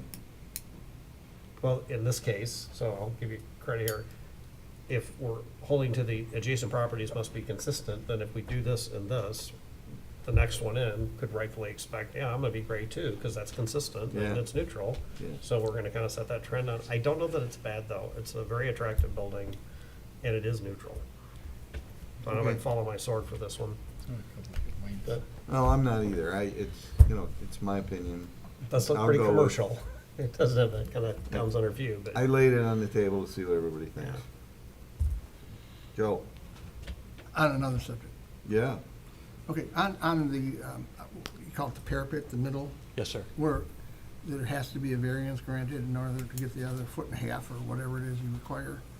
Well, Megan can tell us, or the chair can tell us, I don't know that it would require a variance. My understanding is that the board and the planning commission and then the board would be able to approve that as part of the package, but I may be wrong.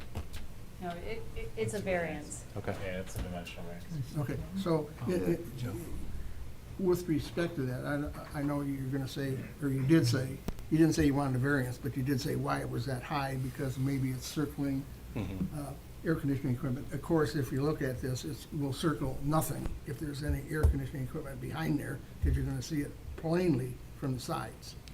So, I'm just wondering,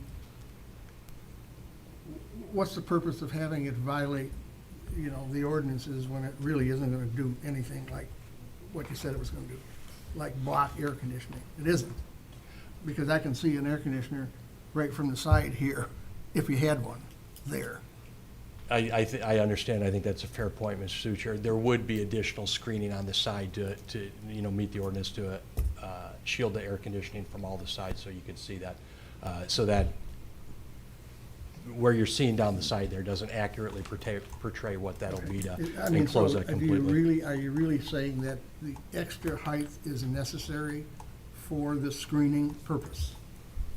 I mean, I'm just going by, I'm not saying, this is not an architectural discussion. This is a, why doesn't it meet the ordinance discussion? No, we understand that. We think that it's a better building with that. We think that it'll screen deliberately screen the HVAC system more closely. If it's something that the commission wants us to take a look at or consider a motion that has us maintain that 25-foot, we're excited about this project and we're ready to move forward with it if that becomes an issue. We certainly understand that. We prefer to keep it as proposed. I hadn't considered the zoning board, but if it had to go to the variance, perhaps the applicant would, or our team would take a closer look at it or go that route. But, we're here for your opinion and direction. I'd like to see it come down. Yeah, just one little quickie, because if you needed it to be this high, to block something behind it, then you're gonna have an awful big, what you called earlier in the night, a pen. Around here, that's gonna be that high as well. And if it isn't, it won't be blocking an air conditioner, or if the air conditioning unit is down here, then this could come down too. So I mean, I'm just not really sure. Let me, of the logic of I've all the exceeded my explanations. architectural expertise. This is Mel from our team from GAVR. Hello, this is Mel from GAV 24001 Orchard Lake Road. So actually, is we raised the parapet, but the roof level is low. So it would be like hiding the screen wall, would be like hiding the HVAC units. So what you see, the tower, the center, that's like 1 foot 10 higher than the ordinance. But the one next to it, on the right and the left, that's raised. The parapet is raised, but the roof level is still the same. It's existing. What's that got to do with the middle parapet? No, that would help it. So the side also, you're saying like the middle parapet would hide the HVAC, but the one on the side would be like visible. But the one on the side also was raised, the parapet, just for the overlook of the building. No, I think he's saying the air conditioner, this angle right here tells you, you'll still see the air conditioning unit, even with that. But the raise. roof level is kind of low, like 3-4 foot, so it Okay. would help hide it. So you'll see the top of the air conditioner. He'll find it. Okay. Okay, Sam, I think we got it. We don't need that, we don't need that, right? go ahead, Sam. They needed to get the sign. I think that Above the parapet. from a builder's point of view, I would say that the 60-foot deep building, you could push the AC units back far enough to change the line of sight easily. And We'll drop let's clean it up even farther than that. I don't feel comfortable sending a project to the board needing a variance over an architectural feature. That's, to me, that's unacceptable. What? It shouldn't even go to the board until the variance is obtained. Well, I'm just saying, I'm not in favor of even pushing it forward, needing a variance, because the building's 60 feet deep. It can certainly be concealed. That's just the fact. We'll, They've agreed to, we'll agree to drop it Lower. to okay. maximum So, I height mean, of that's one 25 feet thing. So there. let's get the variance need off the table. That cleans up some stuff, for that. I'll wait till. Yeah. I'm good with All right. this. Question so far, I gotta list what you guys talked about. All right, why don't we just open it up for a few minutes here, see if anybody in the audience has a comment? We got 2 minutes already today. Anybody? Anybody online? Were you here when we first Okay. Sam, you wanna go? getting an agreement? You want me to go? An agreement. Okay, whichever. I can take a stab. You can just, Go add ahead, to it. I'll go with it. I got it.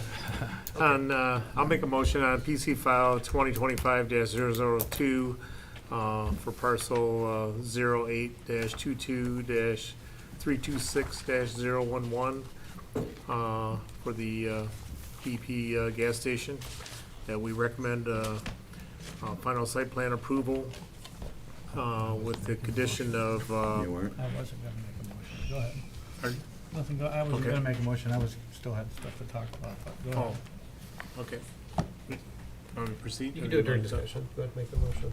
All right, so then, with the following conditions, that the center parapet meets the overall height standard, the boundary line adjustment, and I guess the property to the south gets appropriately adjoined. Can I ask you to specify the 0.64 acres, so there's no, Okay, the 0.64 acres to the south of this property gets adjoined to the main part of the property. That we waive the parking lot islands, trees in the parking lot islands, to go with the landscaping as designated.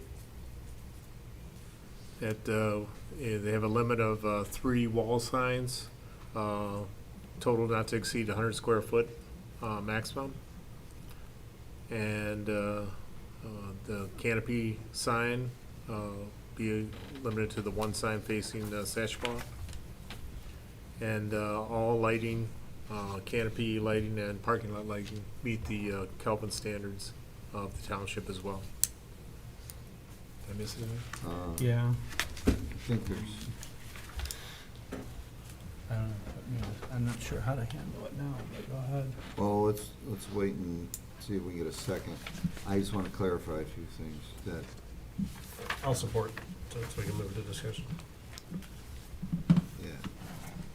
I guess, to be honest, I wasn't ready to make a motion because I wanted to discuss the other items, so I apologize for that. I thought you were just gonna make additional comments. I thought you were gonna make a motion, but now that it's on discussion, let's have it, I'm gonna say what I wanna say.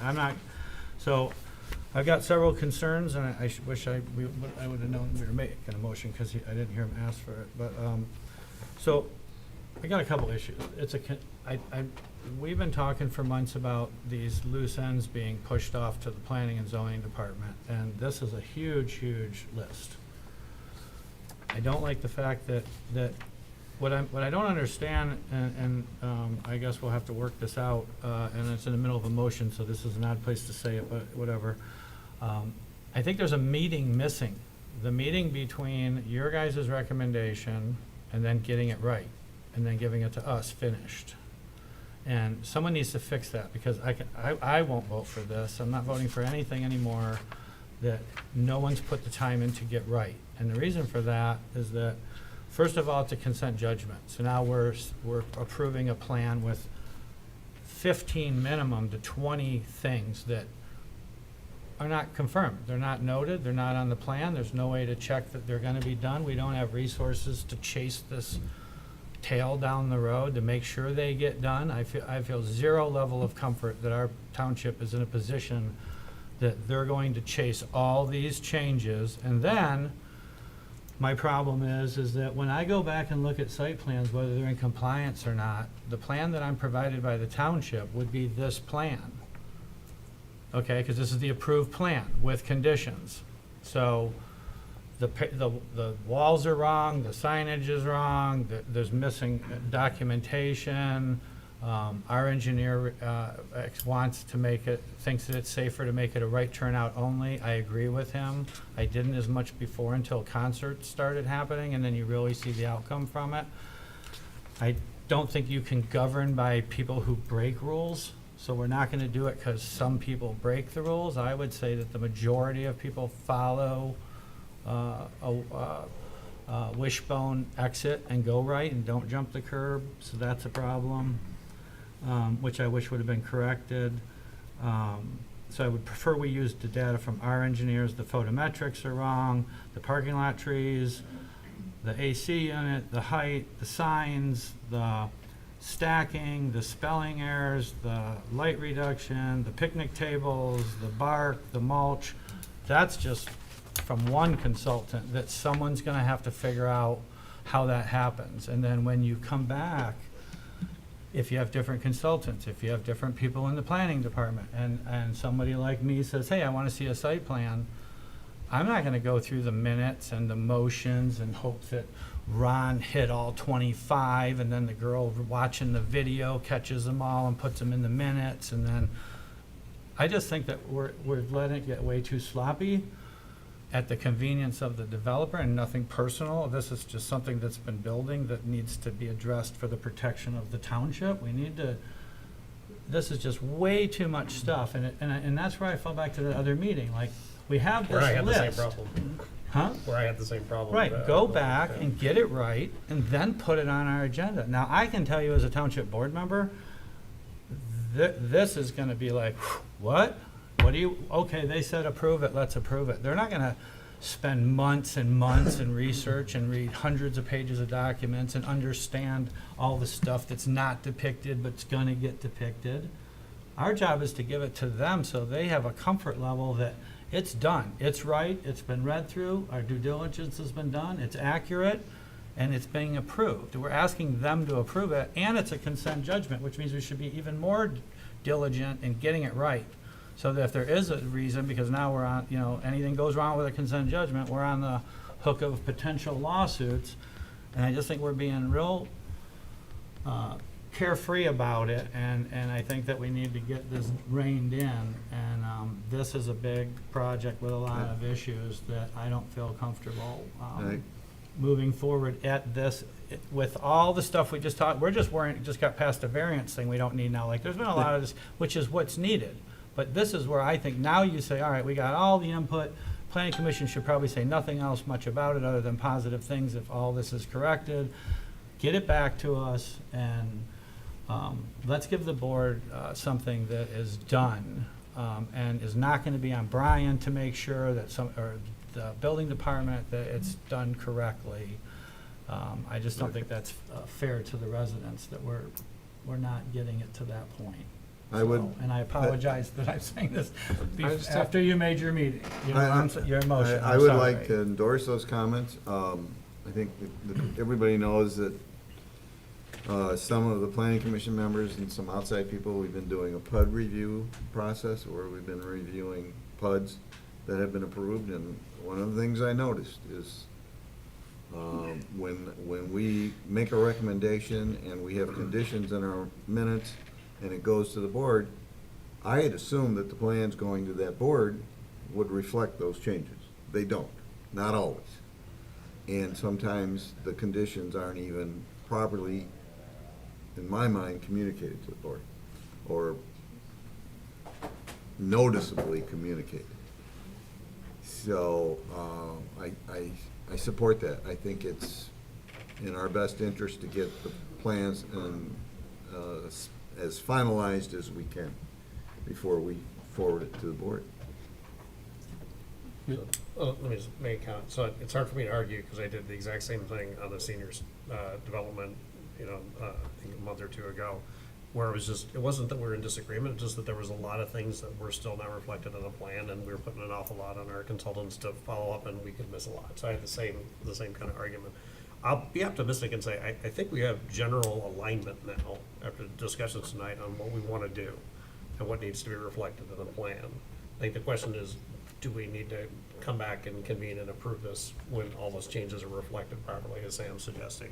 But I don't think I heard anything here tonight where we're in violent disagreement, and then we'd be overturning something. I think it's a matter of getting our plans and notations on the plans correct to what we've talked about tonight. So that's the only thing I'll say.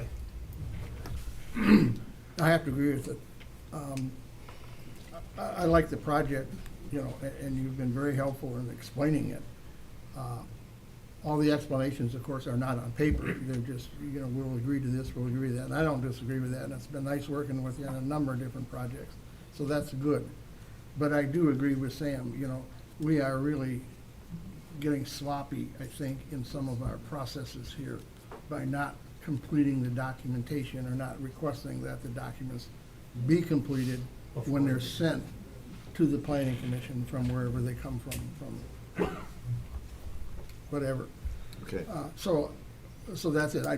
I have no doubt that this is gonna go forward, and I think we've agreed to most everything that, I won't say that, but I think we have worked through everything that we've brought up, we've worked through tonight.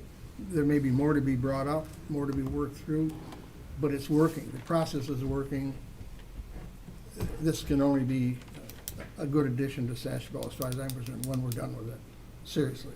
I appreciate that. Mr. Chairman, may I respond? We've got a motion on the table in a second, so I think, it's not up to comment. I have one more. I think amongst us, we can discuss it.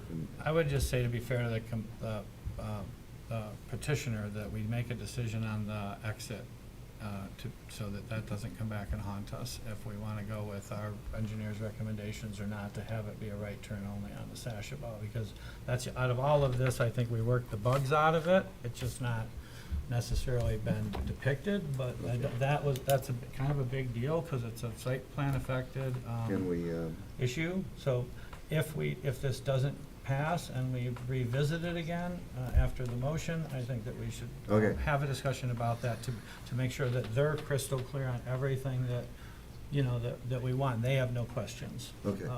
To save time. okay, so we have a motion and a second, so I believe we have to, Ron could withdraw it, or we can vote. And he can withdraw it, correct? Or we could vote in yes or no, and one way or another. If it's a yes vote, it doesn't come back to it. If it's a no vote, the applicant still has the opportunity to. But question, point of information, guys, if it's a no vote, it still can come back to us. Yes, to that's reapply. what I was just Right. saying. I think the question is just what is better here, because I'm getting the sense of the group here. Is it better if the motion fails, it just doesn't approve the site plan, so they can just come back? I don't know whether there's any difference between not approving this motion and tabling the issue. 'Cause that's what I would move. If it failed, I would Well, move the table if to this the next motion meeting. doesn't pass, then we would have a motion to postpone. Actually, we wouldn't have to do anything if this didn't pass. They could just bring it Okay, back let's into the try. next meeting.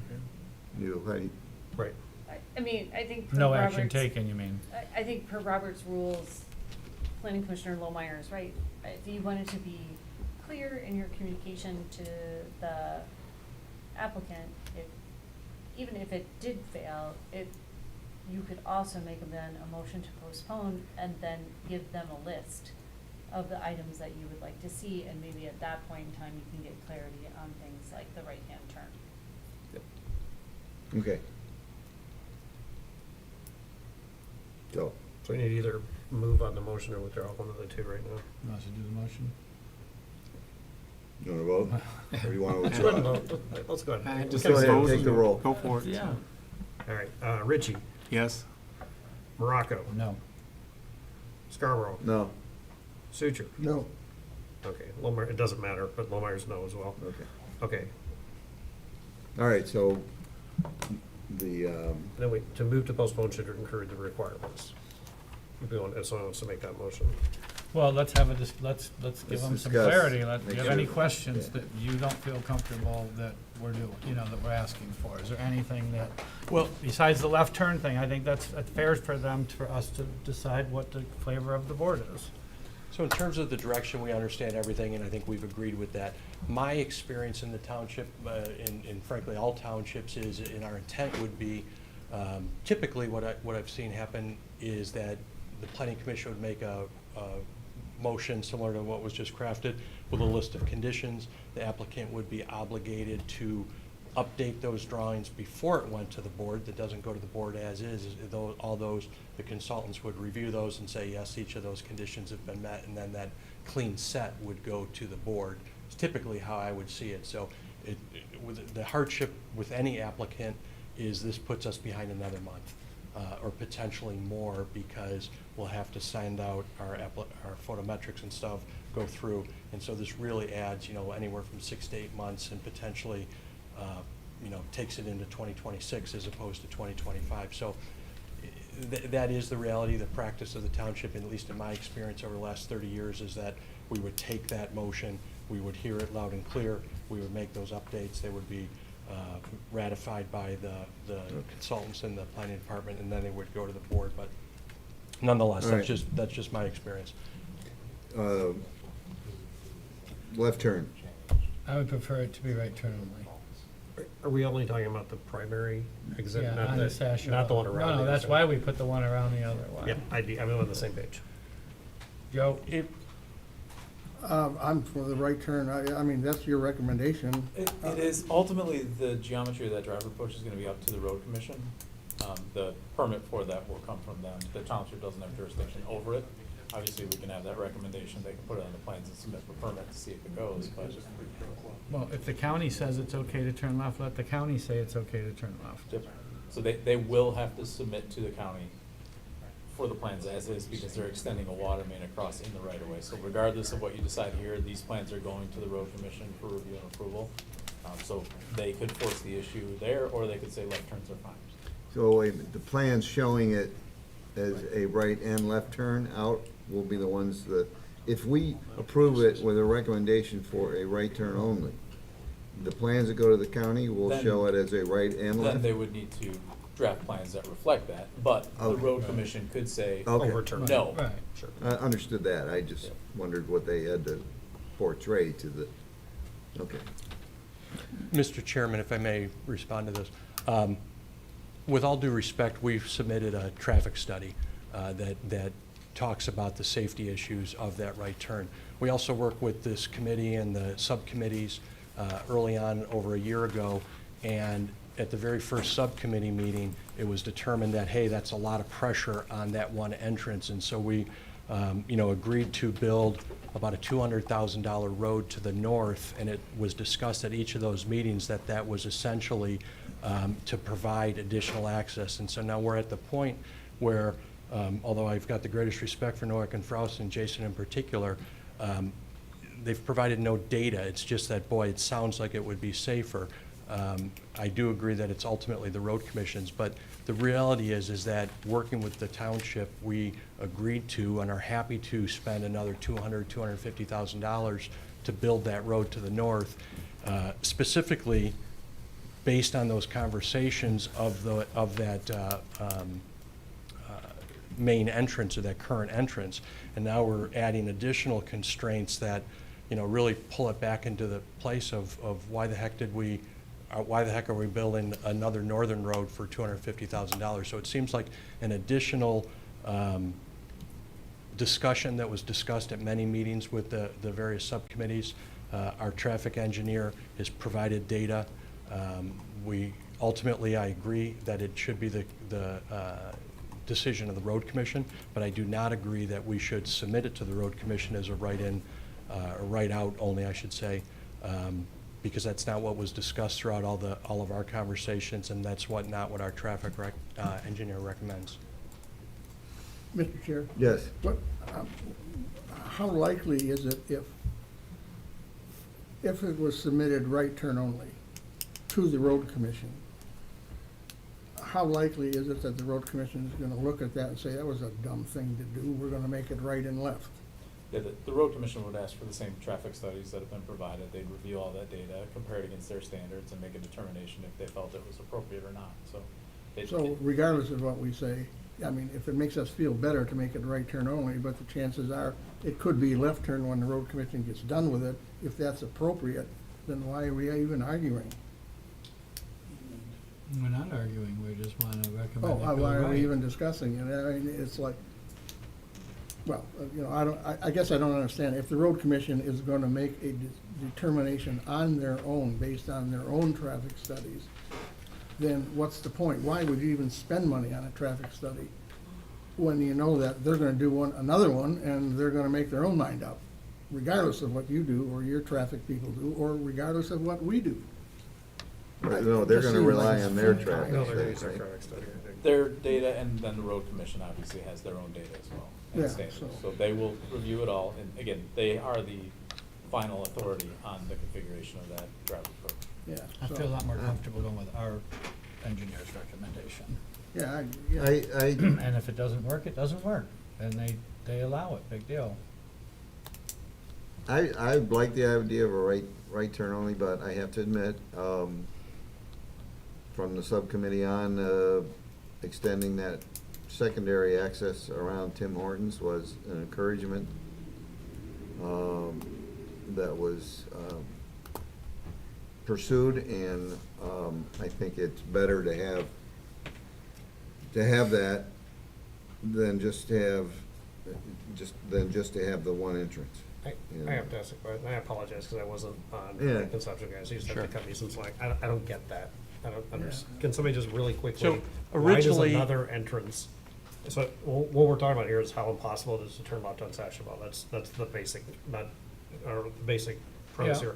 How does this other driveway help We're, that? we're not, well, it's two different things, because really what we're talking about now is turning right out of the driveway as we leave, Right. not turning left, but turn, well, I guess we are talking about that. So what the road commission, or what the steering committee had said is, hey, we don't want that much pressure on that main entrance, that only entrance. And so we went around, and collectively, we said, well, if we create this other expensive road, take it around, ultimately it may serve part of the future development, but it will relieve traffic. And we agreed to do that, not as a only, because, you know, shopping is about convenience. And we've agreed to internal signage, we've agreed to that, the traffic study has run the numbers that a majority of the traffic traveling north will take that route and head north, because it's just a little bit easier. But we don't want, you know, really what happens is we create additional hazards. We talked about earlier that we're creating these unpredictable movements, these you know, this kind of cheater effect. And that's a real thing, whether we say we don't or not. You know, back to the tree ordinance, when we say we don't make rules for people who only break the rules, that, you know, we're applying a tree ordinance that only applies to certain people. And so I do think that, you know, we know for certain that it's an unsafe condition, and I don't feel comfortable agreeing to an unsafe condition. If the road commission says, hey, we are experts, this is what we want to do, then that's what we'll do, that's what we're told to do. Actually, I understand it, Jim. Basically, this is, I got one guy trying to turn left here, people stacking up behind him, what's gonna happen then? So we created this other road, so we don't have to have 10 people stacked up. That's right. at Not the fuel really. Stations, no? The reasoning was the stacking at the light. So the traffic light backs up to that exit. So you've got to This get, exit? no, that one, This from one. the Southbound traffic. expressway. Southbound traffic. So that is backed up. People coming off the Ah. 50-mile-an-hour ramp are trying to cut through that backed up traffic, and people Right. trying to come out of there are cutting through the backed up traffic. While, David, Okay. people are coming off the off-ramp at 50. Right. So is that the- backed up on Sachamel? On the and Sash it was So the driving point this- was is that secondary road got them between the stacking traffic and the traffic light at Fleming's Lake Road, and a better line of sight because of the hill to pull out. Okay. I Was guess- to become that, to be the primary left turn way, if you want to go north off this property, This one. whether it be from Tim Hortons or whether it be from the gas Okay. station. It would have the secondary effect, though, of doing what I just said, is you're not gonna all stack up here, right? So you help on the Sashabaw, and you keep you from stacking here if you're turning left out of this one. Right, if they can only go right, Thanks, I there'd get be it. no stacking to get on the expressway Yeah, again you- from you know, travelers. This is the Ace Hardware, everybody wants to cut across to the turnaround. The to median go that's north. not there. Right, so you got like 20 people in Ace and nobody lets them in and all that, similar So situation. that would eliminate that odd person Yeah, trying to right. cut through the parked car, the sitting traffic. Gotcha. Well, And the and 50-mile-an-hour off-ramp is Yeah. what is the issue, that cars sitting at the light stopped, there can still be 50-mile-an-hour cars coming off the off-ramp as they're trying to traverse through those Yeah, I get it. cars. Thanks. I'm sorry to make you do that, guys. I just needed to So understand. that was why we kind of wanted that other road. Right turn on. okay, All right. okay. I think there's a I guess I majority. need clarification on I what the still don't. direction is. I think there's a majority that want to see a right turn only there. That's what I'm hearing. Yes. Based on the road commission's jurisdiction. Not Yeah. based on it, but it'd be subject to their That's jurisdiction. the message we want to send to the road commission. Yeah. Mr. Chair, Yes. are you gonna make a motion to postpone, or? We're getting there. Okay. Okay. Is there anything else we need to clarify for the applicant? I want to guess them. I think we're good. Is there anything that you're, Jim? other than what we just talked about, is there anything in what we talked about tonight where you think we're not aligned? I still don't have clarity on the parking lot trees. That was something that was talked about. I'm not a big, am I right? Did we not have resolution on that? I'm not proposing we put traffic islands in and put more trees in the parking lot. I'm fine with putting trees around the perimeter to protect the view Yeah. of the development itself. I- But you said there May was I- a discrepancy about that? May I? and Okay, sure. I, got it. I brought it up with Megan, primarily on the next topic, but it applies to this. Our ordinance requires parking lot trees. It gives us the ability to state, or to make the decision that if it presents a difficulty in planting one parking lot tree for 8 spaces, we can move them to parking perimeter trees. Is that, The ordinance I says- don't like us just saying it meets the ordinance. I think we need to acknowledge the Hardship? alternative. or the hardship, hardship yes. of putting them in an island? Yeah. And I'm fine with putting them around the perimeter. I'm just, Yeah. I didn't So- think that we had got to a clear point with the petitioner on that particular item, and I- maybe I'm wrong. So that was part of my motion to waive the Yes, the you did parking include that. lot island trees, so. So if But are we If you're waiving making- them or relocating them? I think that it was I didn't hear anyone say that they thought that the trees needed to be in parking lot islands and that Correct. the landscape plan is acceptable as is. Yep. However, in a motion to postpone, I would just remain silent on that. And then if you do get to a point where you have a motion to approve, then to include that waiver as part of that and when that comes Yeah. back to the I just plan. wanna make sure that we're, I'm glad you we're did. not, having loose ends. If the whole intent is to dial it in, I'd like to get it as close as we can. Okay. Anybody else? Somebody, I would encourage somebody to make a motion to postpone. Mr. Chairman, may I ask for one more clarification? You may. Or just point of clarification, I guess.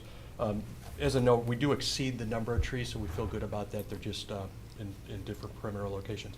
I think we're in agreement, or at least most of us in agreement, but if you're gonna make a shopping list for us to make sure that we hit, and we, hopefully, when we come back, we'll have everything in order. If we could just have either confirmation or clarification on the presented colors, On the what? the colors of the building. Oh, Oh, you want to get talk Okay. about that? much to my chagrin, I think there was a majority that they're fine, if anybody disagrees to that. didn't really have an opinion about it. I said agree, gray, it's but not whatever. brown or beige, like earth tones, but to me, it meets neutral. The silver gray. That's fine. And dark colors. And like I say, I think he's meeting all the criteria for the building materials, with the brick and stone and everything, so. Okay. Just something quick, Brian, on the signs, because David had an issue with, the contrast of the red stop sign. What, do we have any ability, because there's gonna be much bigger signs put up for the tenants, do we have any ability to regulate what color, the sign is on a building? I know I say that because the stop sign is really gonna be a small piece compared to the big, the big pieces of the restaurant. So I didn't know if the palette of signage, if that was, because the BP certainly is the part that is the least attractive to the development, Cross your We fingers don't. for something like Not that. with the- Something like that would look great if they do that. but- Not with the Supreme Court ruling that happened. Okay, that's what I was just wondering, because there's more to come and they're not depicted. Those guys, ladies. All right. Did you want to say something? Yes, I did. I gathered that. I heard the color of the building multiple times, so just thinking out loud and said, okay, you know what? I'm gonna look with my team and reconsider what I heard. So we may come back with the same, but we may come back with something that satisfies, the township as well, so Appreciate your consideration. absolutely. Okay. Let's make a motion.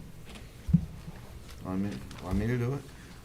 I figured you would get all the list. Ah, I figured Sam would. Oh, I mean, I don't know if we want, we gotta put the whole list in the motion to, yeah. I mean, I'll to make a motion postpone? to postpone PC file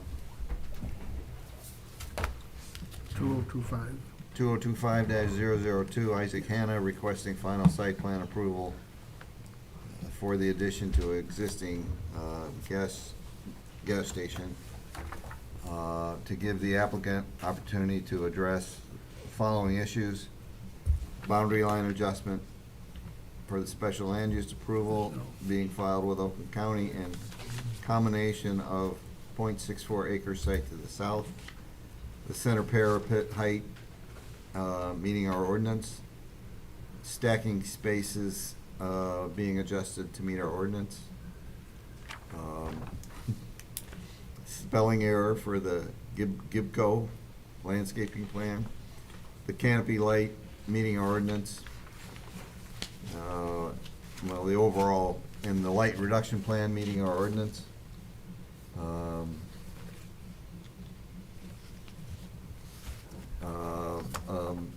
Maximum of 3 wall signs, and did we say 1 canopy sign? I Yes. think we did. Shredded bark mulch being used in the planting beds. Please help me, folks. right turn. Right turn only lane out of the main entrance onto Sashaba.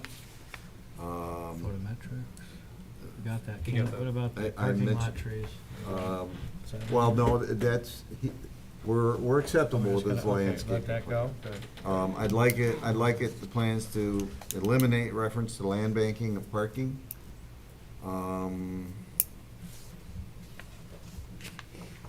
think I got it. Yeah. About the listed comments of the He's got a lot for the engineers. engineer. And our, Mention that. yes, I'll mention our engineer's comments, as well as I think the Fire fire department. guy had some Yeah. too. Yeah. Yeah, the Independence Fire Department comments. Mr. Chair? Yes, On sir. that, the one where the motion to table based on these conditions until they get a chance to fix it. Fixing them means they're gonna be resubmitted in revised plans to include Yeah. the repairs of all the things that we've just mentioned, right? Yeah. I mean, it didn't say that, but I just was. Yeah, I was gonna say- can I was amend gonna my say the same thing. motion to give I said to give the opportunity to address. I will add to address and submit revised plans. Yep. Okay. Perfect. Comments of the board or the commission? You got the And comments of the of engineers our too, right? engineer. I'm adding that to it too. Consult- Comments of- The Consultant and consultants engineers. And the planning commissioners. Yeah. Okay, Yes, sir. Need a second, please? I'll support. Second. Nope, never mind. Sorry, Take a Joe. Take a roll when you're ready. Richie supported. I'll just make whoever I want. That's what happens when you take the minutes. I'm not supposed to say that out loud. Mr. Secretary? No. Okay, do. Look at this guy, he brought his secretary book too, you know. That's not usually what I call it, but okay. Okay, Richie, Yes. Morocco, Yes. Scarborough. Yes, Suture. Yes. Lohmeyer, yes, you're good. thank you. Appreciate your time, thank you. Thank you for your Thanks, time. Okay, next issue is PC file 2025-0007. Petitioner 1111, or 11211. We got 007. Yeah. Requesting final site plan approval to construct a veterinary clinic on M15, just a little bit on the corner of Amy Drive, I guess would be the best way to locate it. Again, I'd sort of like to follow the same game plan here, ask Megan to address her comments, give Jason an opportunity to address any, see if the PC's got anything more to add to it, and then give the applicant an opportunity to address those, and then public comment, and move from there. So Megan. Thank you, Mr. Chair. This is a final site plan, so you may grant final approval with conditions, disapproval, or ask for revisions. In terms of things highlighted in our letter, there's a temporary loading zone shown at the northeast corner of the site next to the dumpster enclosure. The site complies with the section of the ordinance, but per that ordinance, it says the area shall be provided or maintain a lot for standing unloading services in order to avoid undue interference with public streets, alleys, or required access from the off-street parking area. We asked the applicant provide more information on how that loading space would be utilized in order to meet that requirement. We could foresee sometimes where there might be some activity where there would be some conflicts.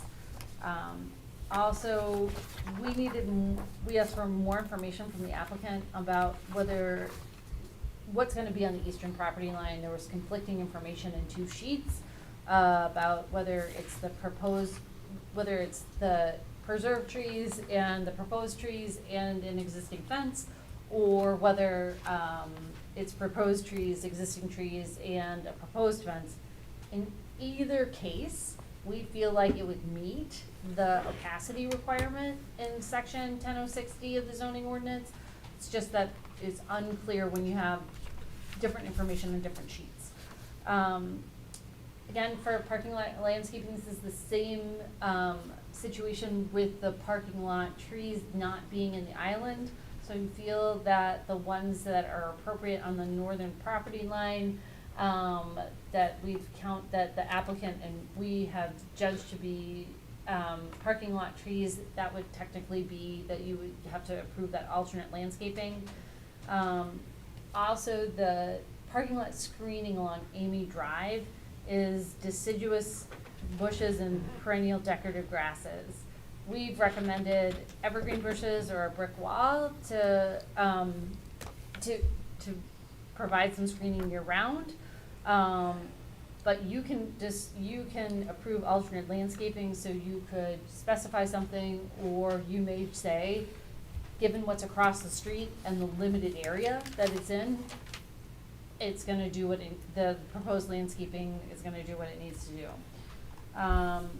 Also, we noted that for their dumpster enclosure, it said that there would be poured concrete wall that would match the building brick exterior. This is proposed to be siding, so that was unclear, and we just wanted more information on how the material would be compatible with the architectural materials used on the site.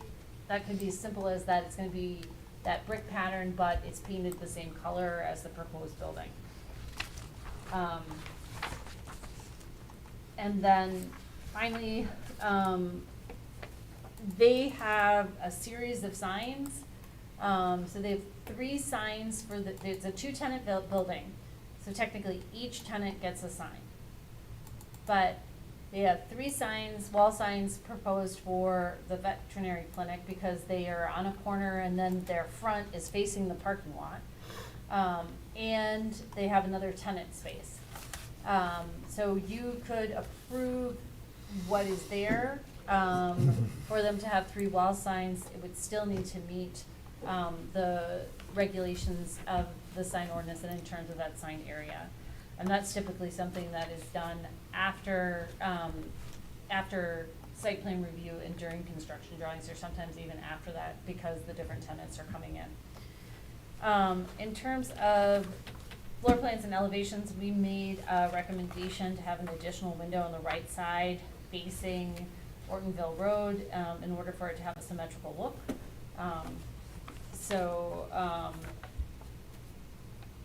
We've listed, and so we've listed the items, but the 3 items that you should make decisions about is approval, denial of the parking lot screening along Amy Drive, approval, denial for the parking lot trees as presented, and approval, denial of the 3 signs proposed for the veterinary clinic.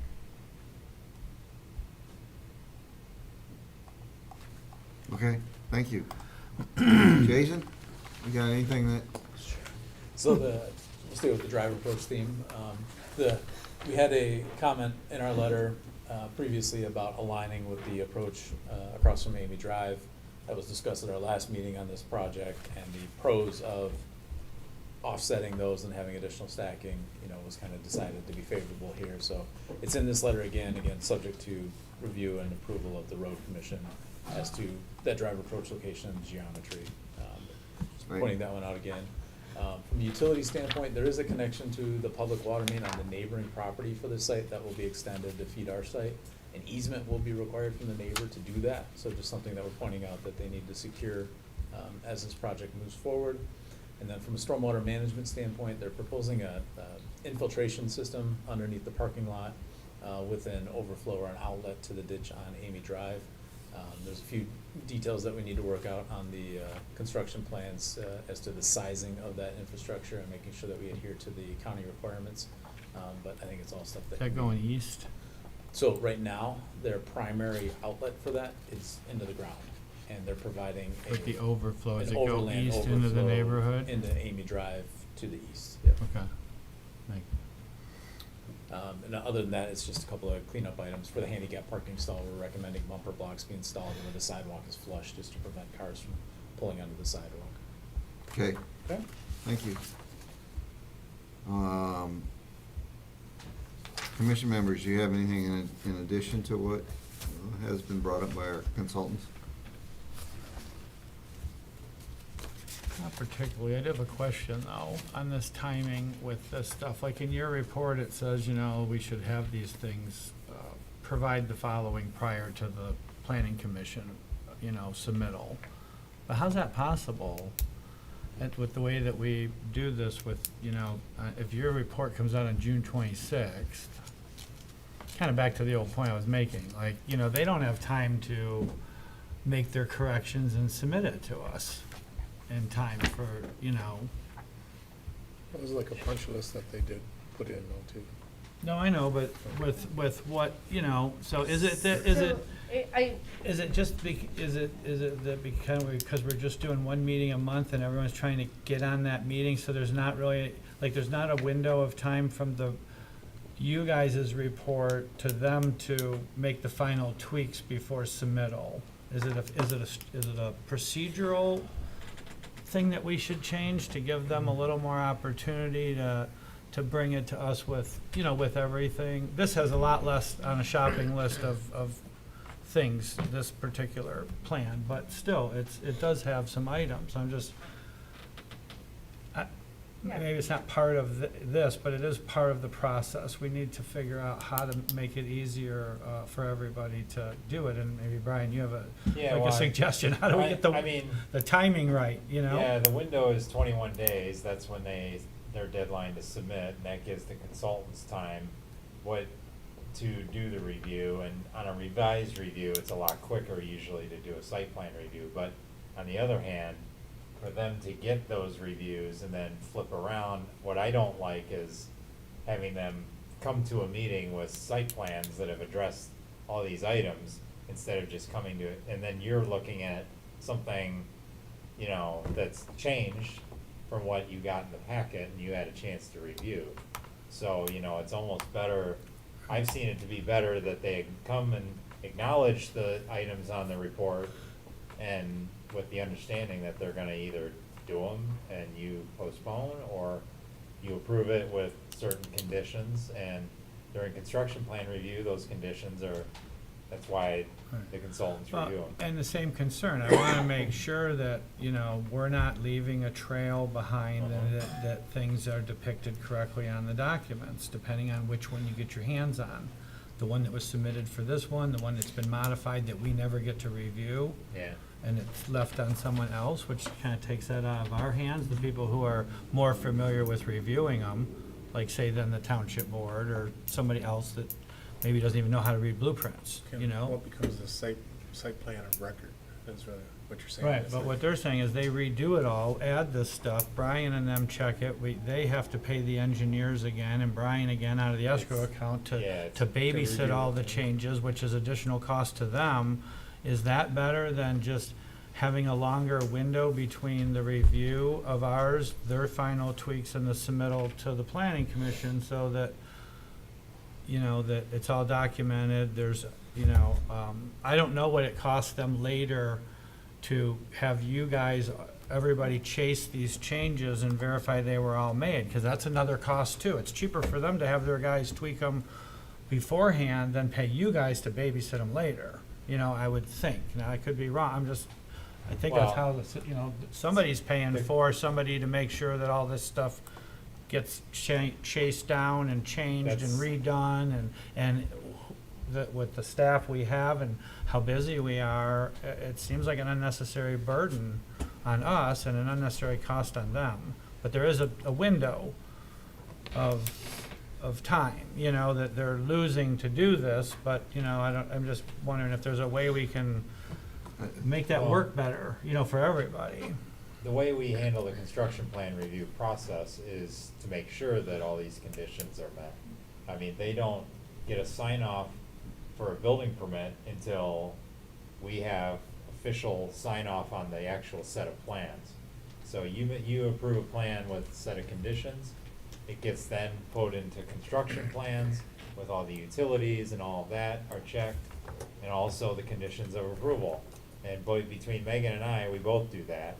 And then after that, then. And Jason double checks anything from engineering that was in the Absolutely. planning commission. Yeah, he does. And there's always engineering that's not done, which is understandable sometimes, because the that's project hasn't been approved yet, and there's tweaks, you know. But it just seems like there's gotta be a way to, or my other question would be is, you know, if these things, photometrics, trees, you know, the stuff that we know that's in the ordinance, why aren't they coming to us, meeting the ordinance? Are we not explaining it correctly? Are they not putting in enough effort on their end? You know, like, it's a lot of the same stuff all the time, and it's almost like we're creating a list of things that aren't as important, so they don't really need to get done at the up front, because they're less significant than some of the more significant ones. And maybe that's not true, but it could be, you know, because it's the same ones we've been seeing for years that we keep passing on to you guys to oversee. So sorry about that, folks, as part of your discussion, but it is a housekeeping thing, and I got only so many windows we get to bring it up, so. You know, so trying to help everybody make it work better. I just don't know, maybe it's for a discussion for another day, but I do think we need to try to figure out a better plan to get a more complete package. I would have some suggestions, but I think that might be more appropriate at the end of the meeting. Yeah, absolutely. Hearing commissioner comments. But in terms of this particular case, those 5 items that we flagged, and our letters also are shared with the applicant, the idea behind those is that the applicant can then know what those are and be prepared to discuss them at the meeting, or sometimes they may respond in writing and send something to the township that then can be included in your packet. A lot of times petitioners will submit way in advance of the 21 days. And that's when the opportunity is there to get a review done, flip it around, do another review, because the whole point is to get these plans in somewhat of an approvable state. Right. In front of you. So a lot of times if it's completely off base, then we're not even gonna put it in front of you. So, because I've done that several times in the last 2 or 3 years. Okay, That's wasting we your will time. discuss this under open discussion further. Moving on to this. Brian, can you bring up the elevations that show, the colored elevations? Okay, I only, again, maybe I'm missing, I only see 3 wall signs. There are 4. Where's it? There's, There's 2 in the The front, 2 little in the one back. on the east rear, I see where the the big one. tenant door is. We're gonna make your point. yep, I'll be Vienna. Tenant sign Yeah, Oh, 1, I saw that one. 2, Let me go to the other one. And the Oops. east side. That's the west elevation. Right. 3. 3. That's it.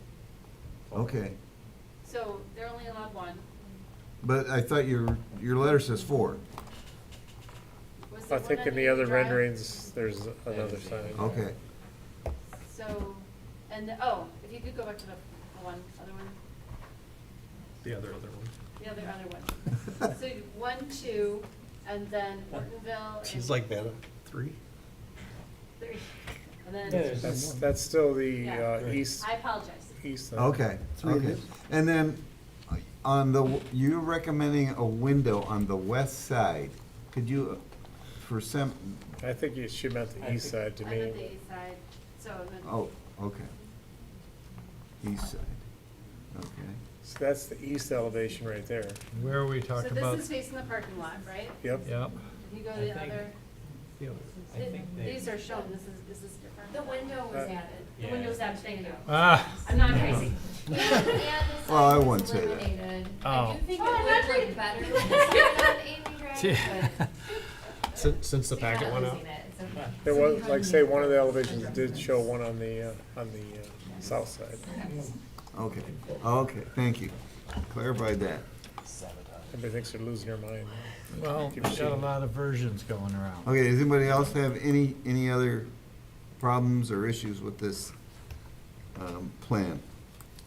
If not, I'll let the applicant, whichever one of them wants to address it. Well, just a clarification.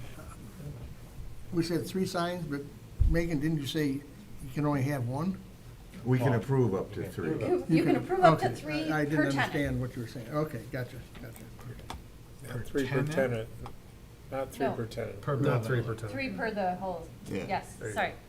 That'd be a lot of sign. Yeah, that'd be nice. Anybody else? Okay. Yeah, because that. Would your representative like to come up and just Or if they- discuss any of those concerns we had? Can you address them? Do you take exception with them, whatever? Yes, good evening, Chairman. I'm Rachel Whiteman from Krieger Klatt Architects. So to mention some of the things that we had just touched upon, we did do our best to update and make all of those changes that we had received in the letter. So the signage, like Megan was saying, we do have the 3 building signs. The window was added to the west elevation. The comment about the fence on the neighboring property line. There's an existing fence that will remain. We are not adding additional fencing. We are going to follow the ordinance with the landscaping requirements to allow for that buffer with the existing fence that's there. The dumpster proposed will be concrete, but the color of that will match the brick color on the building. So there will be no siding or anything on the dumpster, it will be concrete. I think that is everything in the comments. If there are any more, please let me know. and I The can details address on the berm in the front, cross-section, and, those. We do have those in the landscaping plan. They're not in the presentation, but they were submitted. they weren't, I don't believe it was in the package we saw. We had sent those to you afterwards. Oh, okay. I agree apologize. they're not in there, but both.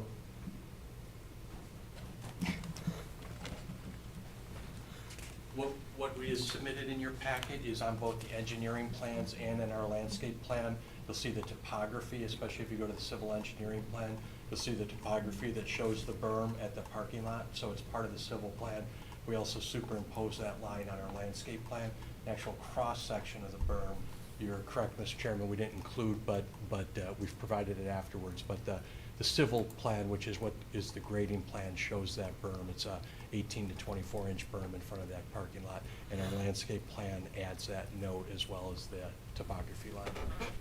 And the dumpster will be concrete, not brick. Correct. Okay.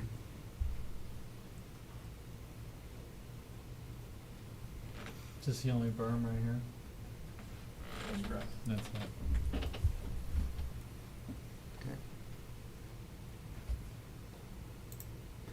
For one, I'm okay with no vinyl fence. I mentioned that last time.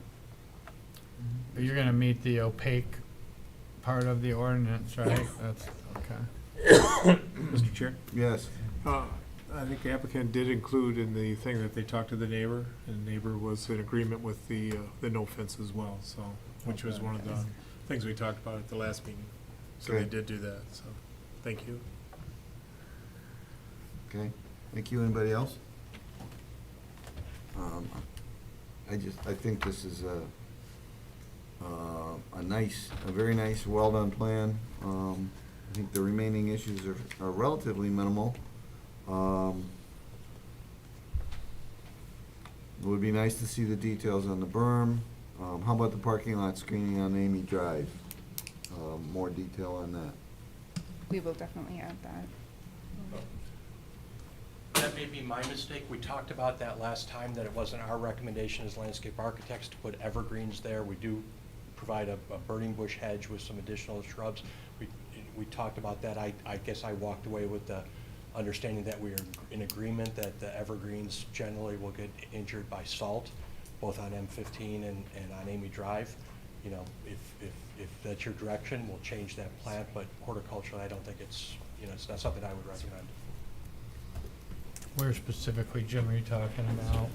We're obligated to, Over here? yeah, exactly, Yeah, shield. right there? Right, Okay. shield the parking lots from the outside road. So we're using burning bush there as opposed to something like an arborvitae or a yew. Those get pretty big. They get big and they get dense, even in the Yeah. winter. Yeah, I agree. Add some color.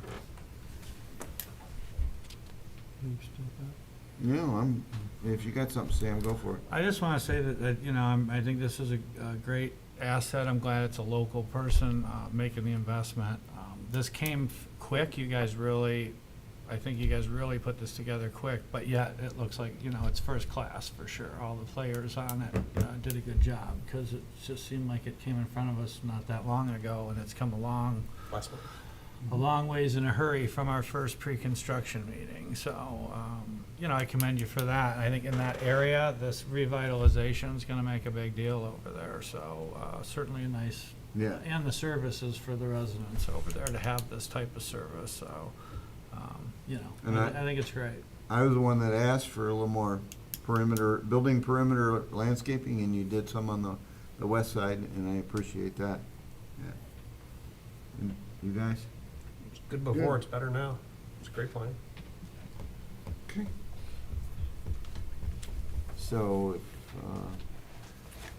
if I understand this correctly, the remaining items are the loading zone, and I don't know. I think I'm okay with that. What you guys?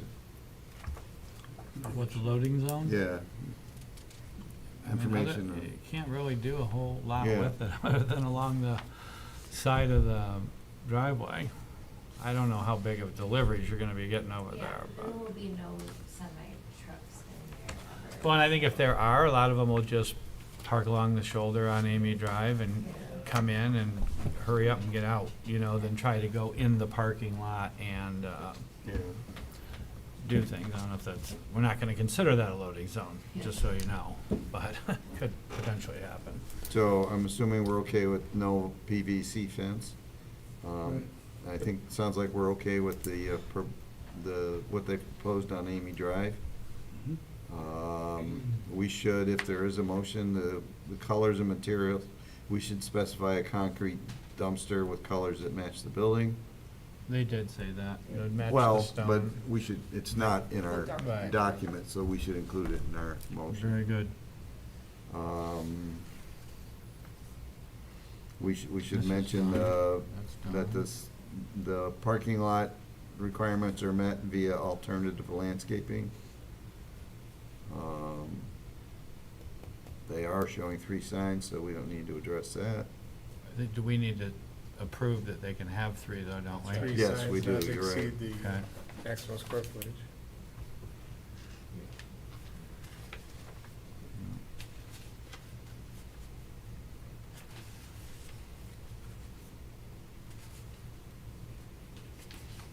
That's 3 wall signs. Okay. Did I miss it? I think that's everything. 3 wall signs. Somebody wanna make a motion? I'll make a motion on file PC 2025-007, petitioner 11-211 LLC, requesting final site plan approval to construct a veterinary clinic with the notes that they will be doing the opaque live vegetation along the easterly side instead of the fence line. They have met added the extra window that was added. The dumpster enclosure will be made of concrete and match the building with the stone as stated by the petitioner. We would recommend, or we would approve that they can have up to 3 wall signs as long as they do not exceed the maximum square footage allowed by the ordinance. The height of the proposed berm has been verified that will be 18 to 20 inches tall and comply with the requirements of the zoning ordinance. Parking lot screening along Amy Drive, we will let them use opposed to evergreen deciduous type plants to create that barrier as noted, and Just the parking lot trees. the parking lot trees will be accepted as perimeter trees where they are not proposed to be in islands. Parking lot trees. Yeah, parking lot trees. I'd like to also take into account all the comments in the report from Colin Wortman dated June 26, 2025, the Nowak and Frous report, the comments of the commissioners, In the fire department. and the fire June 20th. department letter of June 20th. June 20th. I think I covered it. Nailed it. I'll support. When you're ready.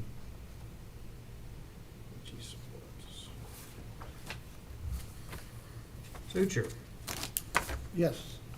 Scarborough, Yes? Morocco, Yep. Ritchie, Yes. Wilmeyer, yes. Clean sweep. Thank you, folks. Thank you.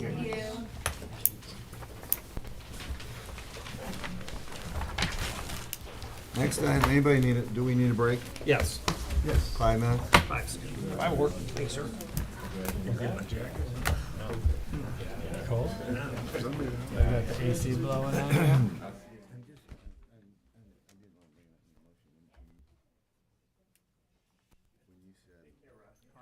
Good seeing you guys.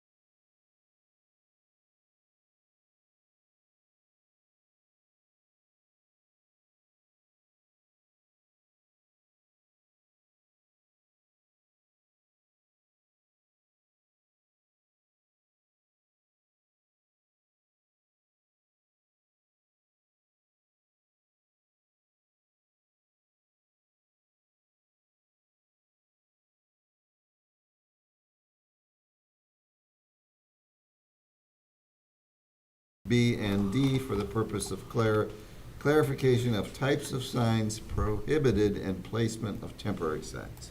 Yeah, so this is based on code enforcement issues we've had in the last year or so. I don't know if you noticed, but flags started popping up everywhere. Yep. And we You don't ended know up- if we noticed? Yeah, well, there was over 40 of them that we basically either confiscated or told the business owner, bring them in. Yeah, there's gonna be 10 in front of one building on over I know, here. So- yeah, so, Like 12 but foot tall. even though there's no mention of flags here being prohibited, and there's the caveat of number one, that any sign that's not expressly permitted is prohibited, I just wanted something very strong to flat out say they're not allowed. So, that's the purpose of item 2. Item 3, we had a guy interested in wanting to do one of those big gorilla things on top of a building. That's completely not gonna happen. This gas station. You know, but we wanted to be clear on that. No inflatables. Yeah, any inflatables, and the next Yeah, one down yes. is just a minor change. We had somebody who wanted to put signs on fences, and we don't think that's what we're about. So I wanted to be clear on that. Kinda like the new car wash, What's that? kinda like the new car wash you're building over there with You big might- sign on the chain link fence. Yeah, Oh, I I mean, didn't but see it's, that. this was a code in a neighborhood, actually. I understand. So, that was the purpose of that. To temporary signs, this all happened because of the election, and that's why I'm trying to clarify this. The temporary signs are a huge problem in our ordinance. I think we picked up 800 plus already this year, temporary signs. Because of safety concerns, they're too close to the roadway, or they're in an intersection, which causes a safety concern. And we have ex-cops working as code enforcement, so they're all about safety, and this all happened during the election. That was well publicized, how many signs we took during the election. I don't need to get more into that than that, but it was a We major, all lived major, it. major problem.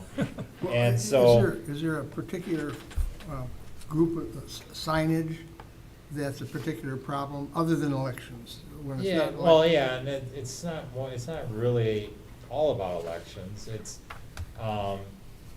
the trade guys, you know, Joe Roofer, Stump Grinder, you see them around. Painters. And we do a really diligent job of picking up signs, like, we do a sign sweep every day. And, I think today he picked up almost 25 of them. So, cause after a weekend and us being off, it's easy to get, cause they just pop up. And we're not taking them out of your front yard, you know, we're taking them at intersections and all, and you know, they may do your roof, but at the corner, at the end of your sub, they're gonna put a sign in. Yeah. So those are the things that we're doing. So we wanted to establish a distance from the curb and taking into effect the fact that we have safety paths. Some roads don't have curbs. So on everything essentially but Dixie Highway, if you look at the table 12.07B1, there are a couple areas that have only 5-foot sign setbacks, and that's the Dixie Highways. I think it's South M15 might be one of them, where you don't have all that distance, like we do on Sashabaw. So, What page are we on? sorry, Looks Sam, like it's this. 12.07, it's Second last page. Permitted second to temporary last signs. page. B2 or B1? Am I looking at the wrong one? Oh, here it is. Find it? B1? Yeah, so look at the chart, where the sign setback is 5 feet. Those are areas where we're just calling for a new footnote that says must be located interior to the sidewalk. So it's gotta be on the property side. Like of my the building. sidewalk. I couldn't Exactly. get 25 feet off the road. That's with why anything. Right. we looked at the Dixie Highways, you know, Okay. and South M15 and thought, well, let's just get it on the other side of the sidewalk. You know, we'd be okay with that. Okay, that was good, that and was a then- question I had. For all other areas, then it'd be, we try to make it, should not be less than 25 feet, because that gets out of the safety area, and the distraction is another problem. So that would clear that up and make it very clear. On the next page, subsection D, some of this came up during the election, where in number 1, we want to require that people get permission to put these signs up. There are a number of places in the township during the election that did not want signs up. And they gave us, like, they sent us emails or called us and gave the, permission for us to take anything on their property.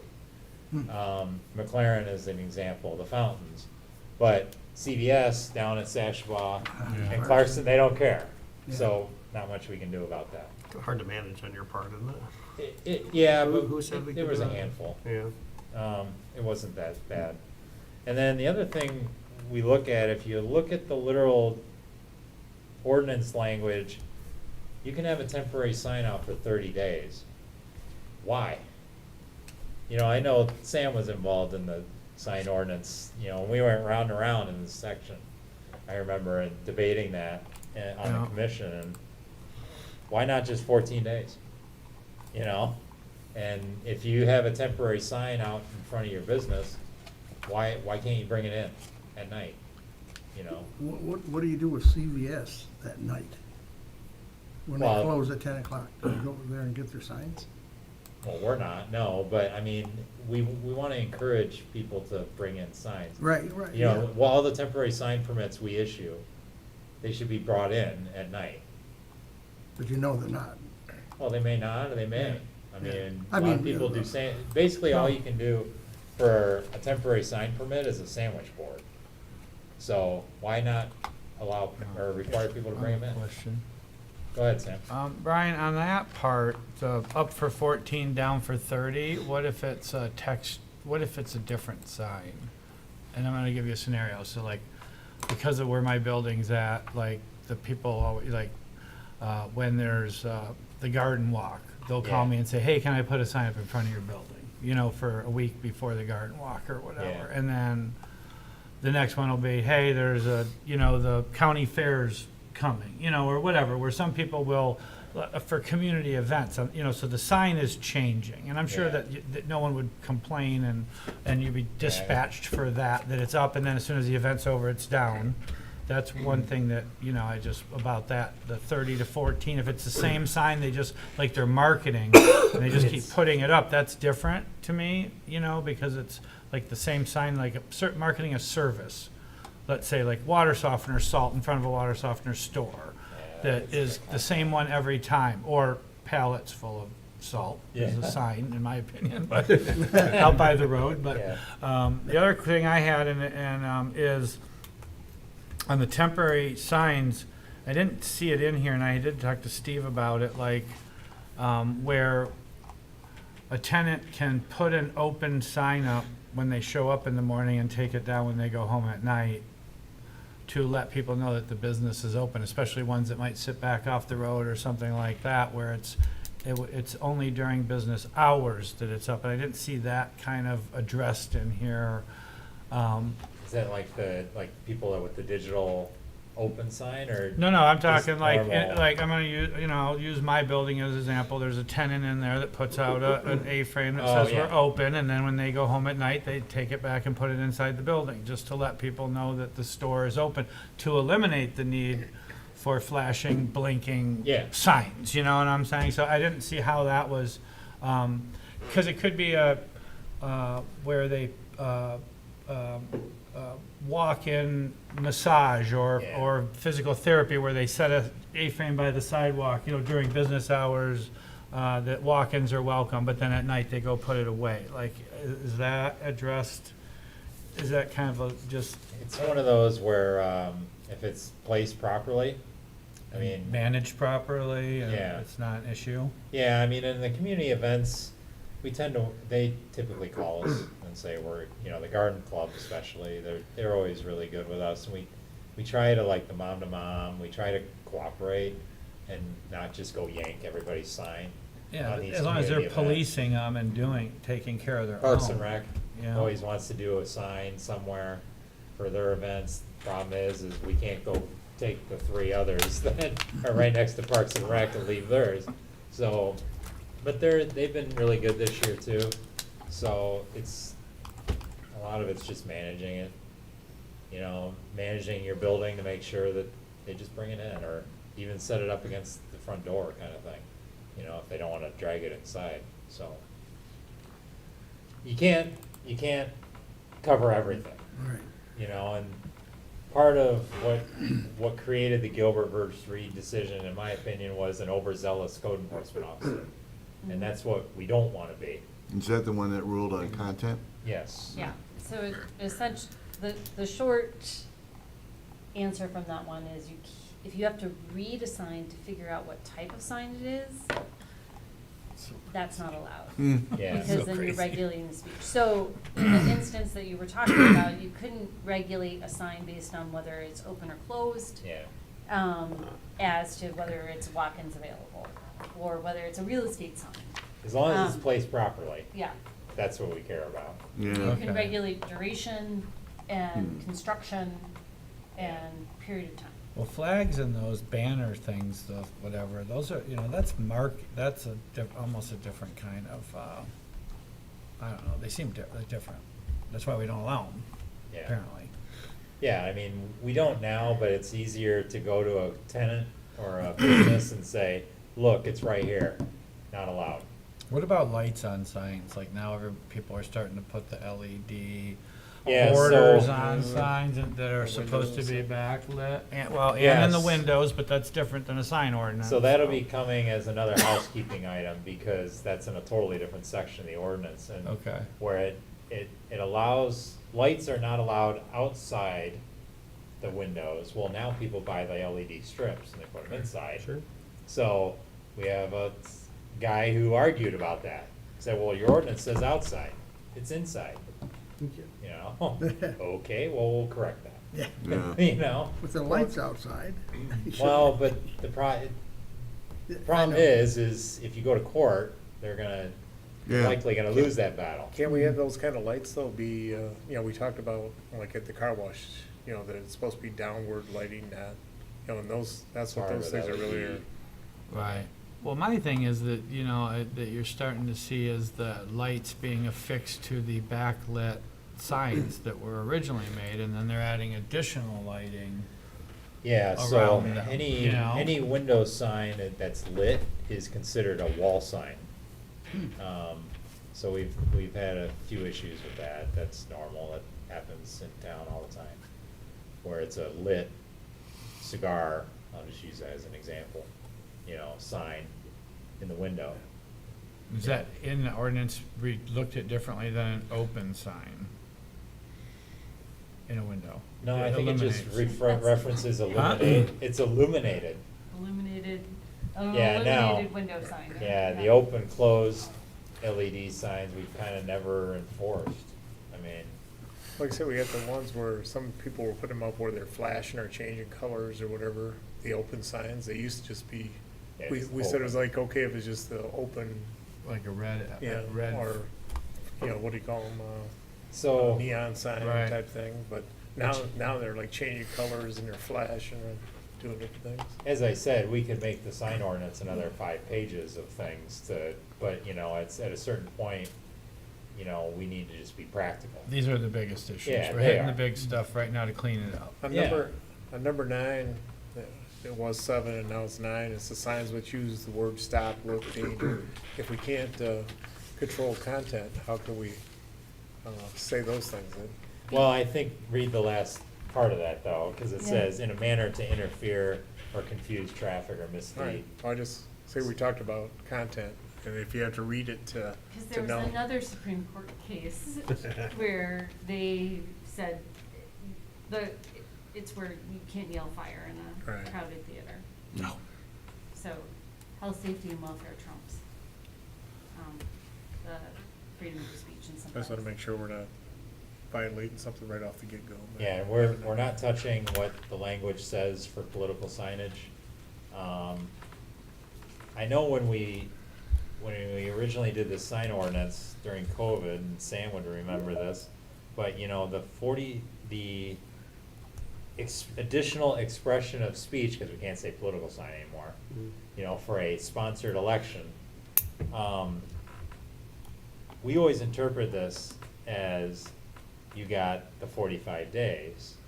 It didn't, and our attorney says, no, that means that you're allowed 64 square feet of signage during those 45 days. And I think that's not the way I remember us passing, or, you know, talking No. about that, I but. wasn't in favor of the 45 days, I No, thought that because was we originally crazy. had 30, 30. and then, the first election, the clerk got challenged, and, you know, that threatened to sue because the 'Cause the absentee early- ballots go out before, Yeah, the early or voting. further than the 30 absentee days. voting started before then. So we changed that recently, but still, I think the conversation when we did this ordinance was about allowing them extra time, not bigger signs for that special time, but we're not touching that. It's Okay, too much attorney, yeah.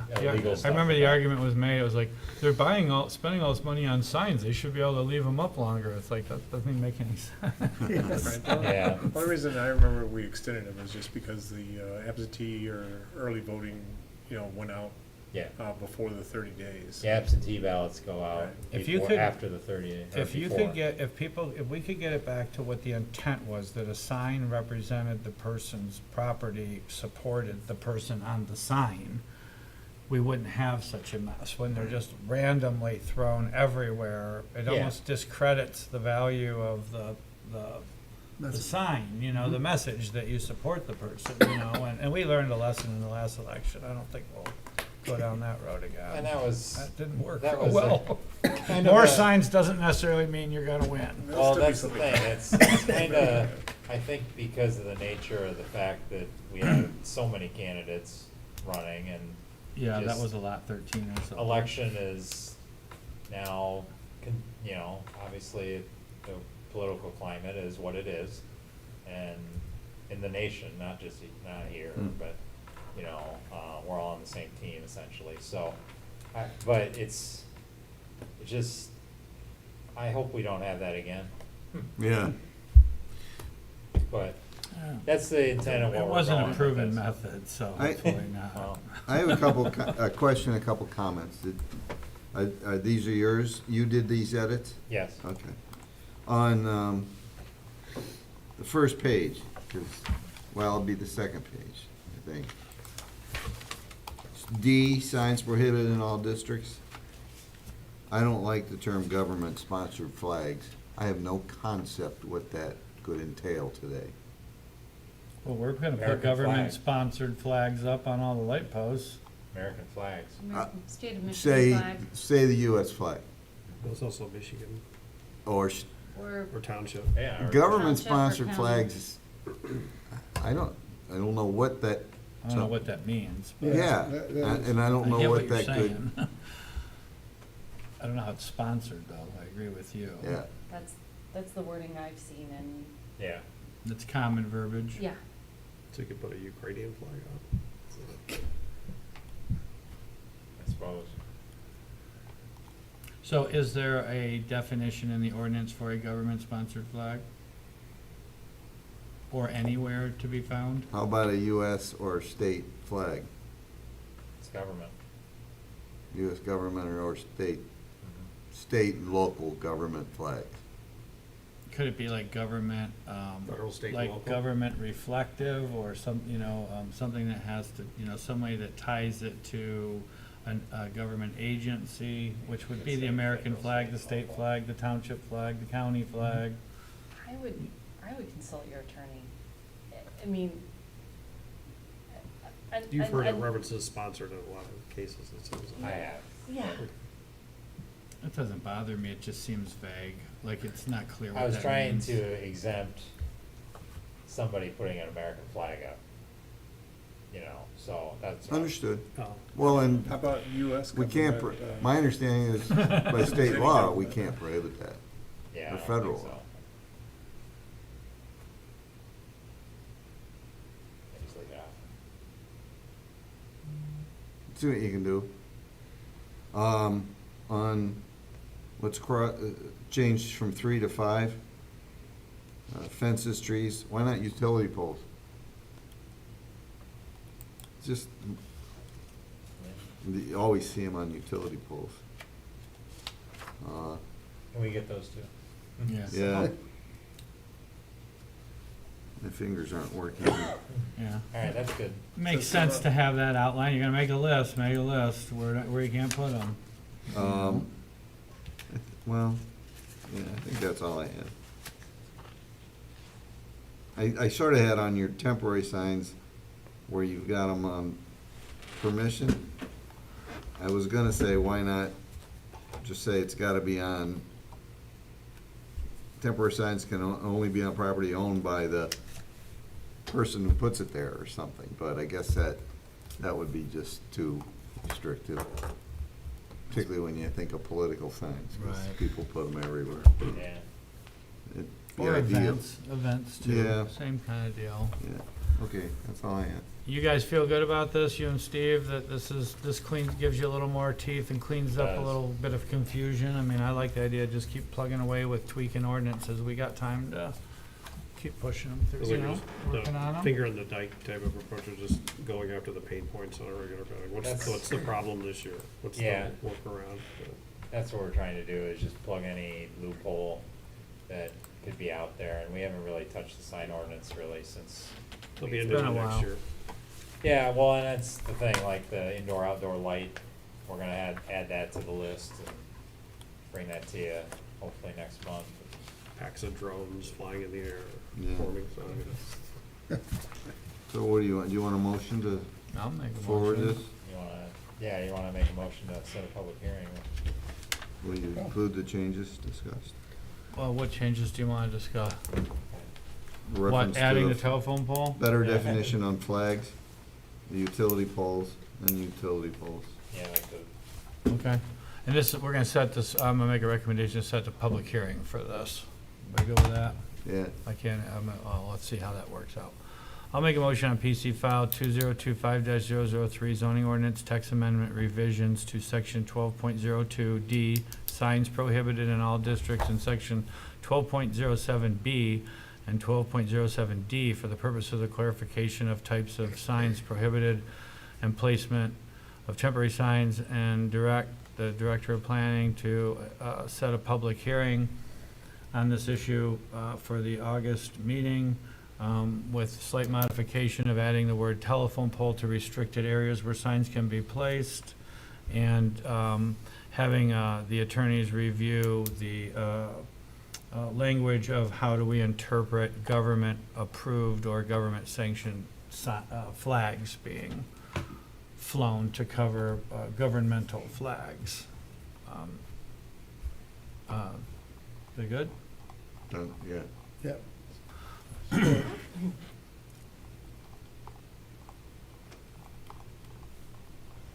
Nobody? Right, that's Nobody supportive. wants to I support thought Joe I heard did, somebody Joe say did. that. I'll support it. All right. I'll support it. I thought I heard somebody say that. Oh, did he? All right. Thanks, Do a roll Joe. call. I'm way down here. All right, they basically got set the public hearing, telephone pole, and attorney review the government flag definition, supported by Suker. Okay. Sucher. That's Sucher or Suker? Suture. Sucher, thank you. Mm. Scarborough. Yeah, Morocco. Yes. Ritchie. Yes. Mulmeyer, yes. Yes. Yes. 5 yeses. And there's 5 people here, how about that? next item is approval of the minutes. I don't know if you know, after meetings, in the first draft, Brian sends them to Belinda and I think just me, because he developed the opinion that we were the pickiest, There you go. and we give feedback. I don't know, if any of you else that want to get them too, and maybe, I don't know, maybe. They're in the packets. You're in the package. Well, but Like I We- wrote some tweaks to them. We tweak them, Belinda and I correct them, send them to them, and what you see and hear reflects our changes. If I see something that, like I said, that I thought I said differently, I generally would say something. Yeah. I always just check to make sure that what I said came off eloquently in the I don't minutes. remember saying the word stupid. Yeah, there was one Ron said, Did I say that? you said, there was something you said, and I don't remember what it was, but it didn't sound very nice the way it got typed. I had her corrected it. Let's go to the tape. Okay. Motion to approve the minutes, please. Move to approve the minutes of the June 12th, 2025 meeting as presented. Support. All in favor? Aye. Aye. Opposed? Consultants report. Anything from our trusted consultant? None of this, well, just to encourage you to go to Michigan Association of Planning's conference. It will be in October. And then, we have a session that I'll be part of about streamlining development review processes. Where's it at? So Maui, Kalamazoo. or is it? Kalamazoo. That's not the Kalamazoo. same. We got money to do that, Brian? I believe we do. 2 people, I think. When is it? October 20 Yeah, third week? yeah. I've been to a planning convention before, for the planning commission. It definitely, back when the township made that a regular type thing to provide that for everybody. So I would recommend it if somebody is interested. There's a lot of interesting stuff going on, you know? How long It's is it? just a Wednesday, Thursday, Friday, and Yeah, it's October 22nd through the 24th. There's early bird registration now, and there's a hotel block that's at the hotel where the conference is. So the township will pay for this, the room and board? Yeah. We do have a planning commission meeting during the convention. Don't we? Or is that No. or is that was the reserve date? I'm sorry, it might have been when we MTA went through and usually did the conflicts. reserve dates. MTA usually conflicts with planning commissions. They're usually the second week. I'm sorry, it's the 9th that we have our for sure meeting. Do you have a flyer on that, Brian? Yeah, I can send it out. Send it out to everybody. Do you think there's a limit on how many Yeah, I think we budgeted, 2 at a time. Okay. Plus That's me, what we talked about so, at the budget meeting, was at least 2 people per year go to Yeah. Okay. outside training, so. Yeah, And so it's whether worth you want going. it, and there's options, so you can only go for maybe just a day if you want, or, so it's not a full 3-day commitment. Yeah. You don't Unless get a you're gonna hotel do room, like you the drive back citizen and forth planner every day. classes, Yeah. then that's a full 3 days, but. Mhm. They Sleep give in you your a car. stipend for food and stuff, and they got free parties to go to, and, There are some free parties to go. yeah. Carla Wortman, wine and dine you. We don't sponsor any parties. We are the sponsor of one of the lunches. Okay. We don't sponsor any Okay. official parties. discussion items? Brian? Well, we wanted to talk about opacity, and that came up tonight, so. Yes. I think we got the definition, it's 85% is considered opaque in our ordinance. What That's is- pretty standard in all ordinances, truthfully.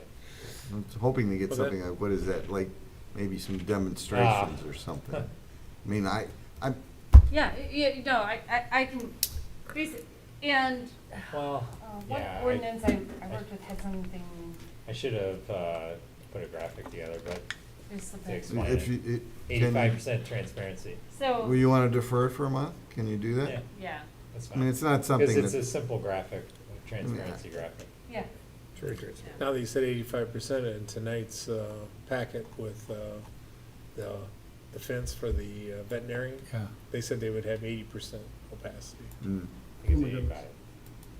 Is it Did they 80? say I that? always thought it was Whatever it 80. says in the Might be ordinance. 80, yeah. I thought it was 80. The ordinance says Yeah, it is exactly what 80. it is. It is Well, 80. I could say, So like, well, as soon as you said 85, it's like, well, it said 80 in the Yeah. packet, so.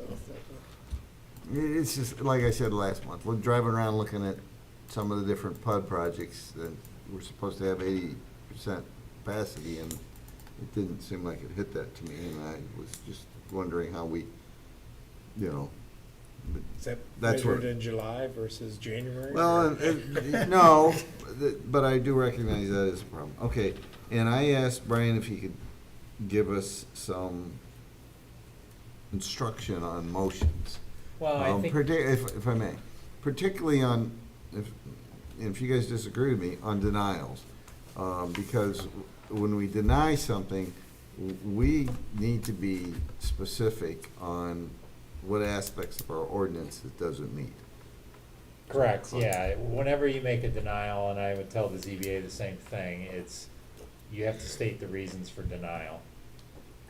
And Bill, you said it right, it's what's specifically in the ordinance, not because I don't like the color, it's not that, or I just don't like the project. It has to be specific things. Doesn't meet the landscape requirements, doesn't meet the lighting, and they want you to just give them a motion, up or down. And when you do that, and you're pressured into that, you just gotta make sure that you put in your motion why you're denying it. And even when the roll call is done, Dave, you could say, oh, I don't approve of this, this, this, and this, even though it's in the motion. You can still state it individually. That's good. What your opinion is, it's good. Yeah, so that's what I would always coach, commissions on doing. We don't see too many denials at a planning commission, it happens more at the ZBA. And the ZBA is very good at saying exactly why they're denying something. Here it's more, typically, it would be more, not yet, or this needs more.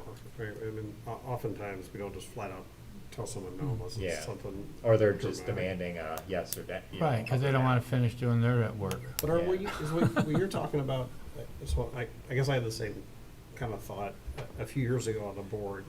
We were getting a lot of stuff that would come in, Ron, you remember this, it would come in, and it'd be a ton of data thrown out in front of the board, and they'd be like, what do you want us to do with this? And whoever it was from the township would bring it in and be like, well, we got this problem, and here's all this, and we want you to, fix it for us. So we Sort it out. this is where we came in with the policy, and it was actually my suggestion originally, that if you're bringing a presentation forward and you got a problem, you should be presenting what you want the motion to be. If the board can do A, B, or C, then, A, here's how we'd like you to approve it, or here's your other alternative, or you can just not do anything and let it go. And so everybody would come in with a prepped motion. And we didn't always read it word for word and go with it, but it gave us clear direction on what the asker, if it was the DPW or somebody else, would be like, this is what I want, this is what we'd like you to do, and then we could alter something, as opposed to kind of running through and trying to piece everything together at the end. And I'll agree with what Sam had said earlier, sometimes it's hard because we get the package and we try to go through it, and we started into this before, and I try to be prepped, but then when I come in here, if somebody's like, yeah, we did that one, we didn't do that one, I'm like, I don't even know why I opened the package, so I'm just gonna look at what you have here. There should be at least one iteration, but it would be helpful if, there were some very specific things, they weren't just buried in a report, but we had a draft motion that we could kind of work off of. Well, I don't know if that's where you were going with Well, this. his list but- kind of does, Yeah. helps with that, getting you guys to put that list together. and this was, might have been before I got on the commission or right as I got on it. I think their review letters used to give stronger opinions as to whether we should approve or deny and the reasons why. Yes. And there was some opinion developed that they shouldn't be leading us in a certain direction. It should be the planning commission that made that interpretation, and therefore they shouldn't be telling us how. So they And I agree were with asked to that, stop but doing if you're that. gonna make a motion and you wanna make sure that you reference these points in the ordinance, that's okay. This is how to. It's better now the way she's doing it, because the issue was, and I am the one who had the biggest issue with it, was the planning commission typically was doing 95% of what was recommended by the professionals Sure. that we should do. When you tell someone, my issue was, and it backfired on on a project a little bit, but you're showing, they know, it's the same people making these presentations to us over and over for decades, you know what I mean? They know that if everybody, all the consultants say, we recommend you approve, it takes away our negotiating power, because they already kind of know what's happening. That's why we changed it to, be more specific about, does it meet the ordinance or not? Yes. Not, should we recommend? That was where I felt it left us Yeah. at a disadvantage of negotiating, because it's just like, if we make a recommendation to the board, 99% of the time, the board, only one or two times in the 20 years since I've been involved with the planning commission, did the board not agree with what the planning commission said.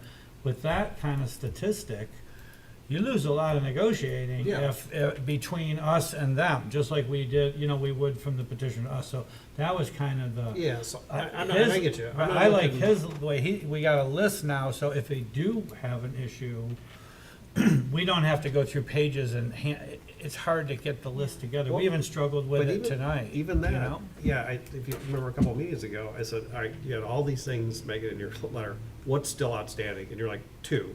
I'm like, okay, that's where I was trying to get to, right? It's like, okay, rather than me go through each one of these, how many have been resolved? And it was like 2 out of the 10 were still outstanding, right? So that's where I was trying to get to, what content should be included in a motion to approve or deny, not necessarily what your recommendation is. Right. Can I make a suggestion? Yeah, Some planning commissions or township boards that I've worked with have a worksheet where actually it has kind of like fill in the blanks of, a motion to approve with conditions, motion to deny, motion to postpone. So something like that might be helpful, just to have In your folder. it in your folder Yes, you got or it. in the packet. The other thing is, in terms of the process, is, and I have not been working with the township long enough to know, but it seems like that people come in with an expectation, if they submit before that 21 days, that they will be on the next agenda. let's talk about that. And I think I'm probably a meaner person than Brian. No, that's- Because some of them I would just say no. I think if somebody comes in Yeah. and they haven't had at least one, the way I look at the process should be, I submit, they get a chance to get feedback from the consultants in the building department, get a chance to incorporate that, and then we see the result of that. I think what we're seeing sometimes is, we have a chance, so we'll come to the meeting and tell you, and that's where we're getting, I think, a lot of the homework, right? That I had a problem with the senior group, and you had a problem with tonight, is, we didn't want to give up coming in, so we came in, even though we didn't get a chance to, get everything updated. And that, We stopped that. Yeah. So, well, it's because we do pre-application meetings on everything, not just big projects. Every project gets a pre-app. The veterinary had one plus a separate meeting that the supervisor and I and Sam had with them. So, my stop had a pre-application meeting, and we also have kind of what we call a P2 meeting before that, just internally, before the applicant walks in the door, to Right. kind of all get on the same page. So you're having the pre-application, you're differentiating between the P2 meeting. That's right. but we're still P2 not getting is- enough time to get everything into the plan. The submittal's not You need at complete. least one iteration. You need to get like, I want to have and I did this at work, right? I take a presentation to senior leadership. I'm like, I want to screen this by some people, then I want a chance to update it. I don't just ship it out and then like have 3 vice presidents tell me, yeah, you probably should have done these things, And- right? Then we all look stupid. Well, tonight was a perfect example that what was in the packet wasn't Didn't match what we wasn't scanned. what we were showing here, because you were showing the updated stuff. In the packet, there was 4 signs, and there was the window missing, and, but what you're showing tonight is like, oh, that was updated from our packet, so. I would actually rather, we're just kind of not talking here, but I'd actually rather than get it a week ahead of time. I'd rather get like a couple days ahead of time if it was more up to date, right? Then I'd have it, because I think we all kind of spent some time on these things, right? We're not like ripping the packets open day, but I'll look at this thing over when I get them, I'll come in, I'll pick them up, I'll go through. So when you change one thing, I'm like, I don't know how much of what I was really worried about, I'm still I worried think the about. petitioners have gotten lazy too, because they've been able to get away with a lot of loose ends. They're not, clearly, a lot of your notes are like, comply with 11.04, what don't you understand? If you don't, call Brian. Yeah. Why is that, why is a photometric ever not in there?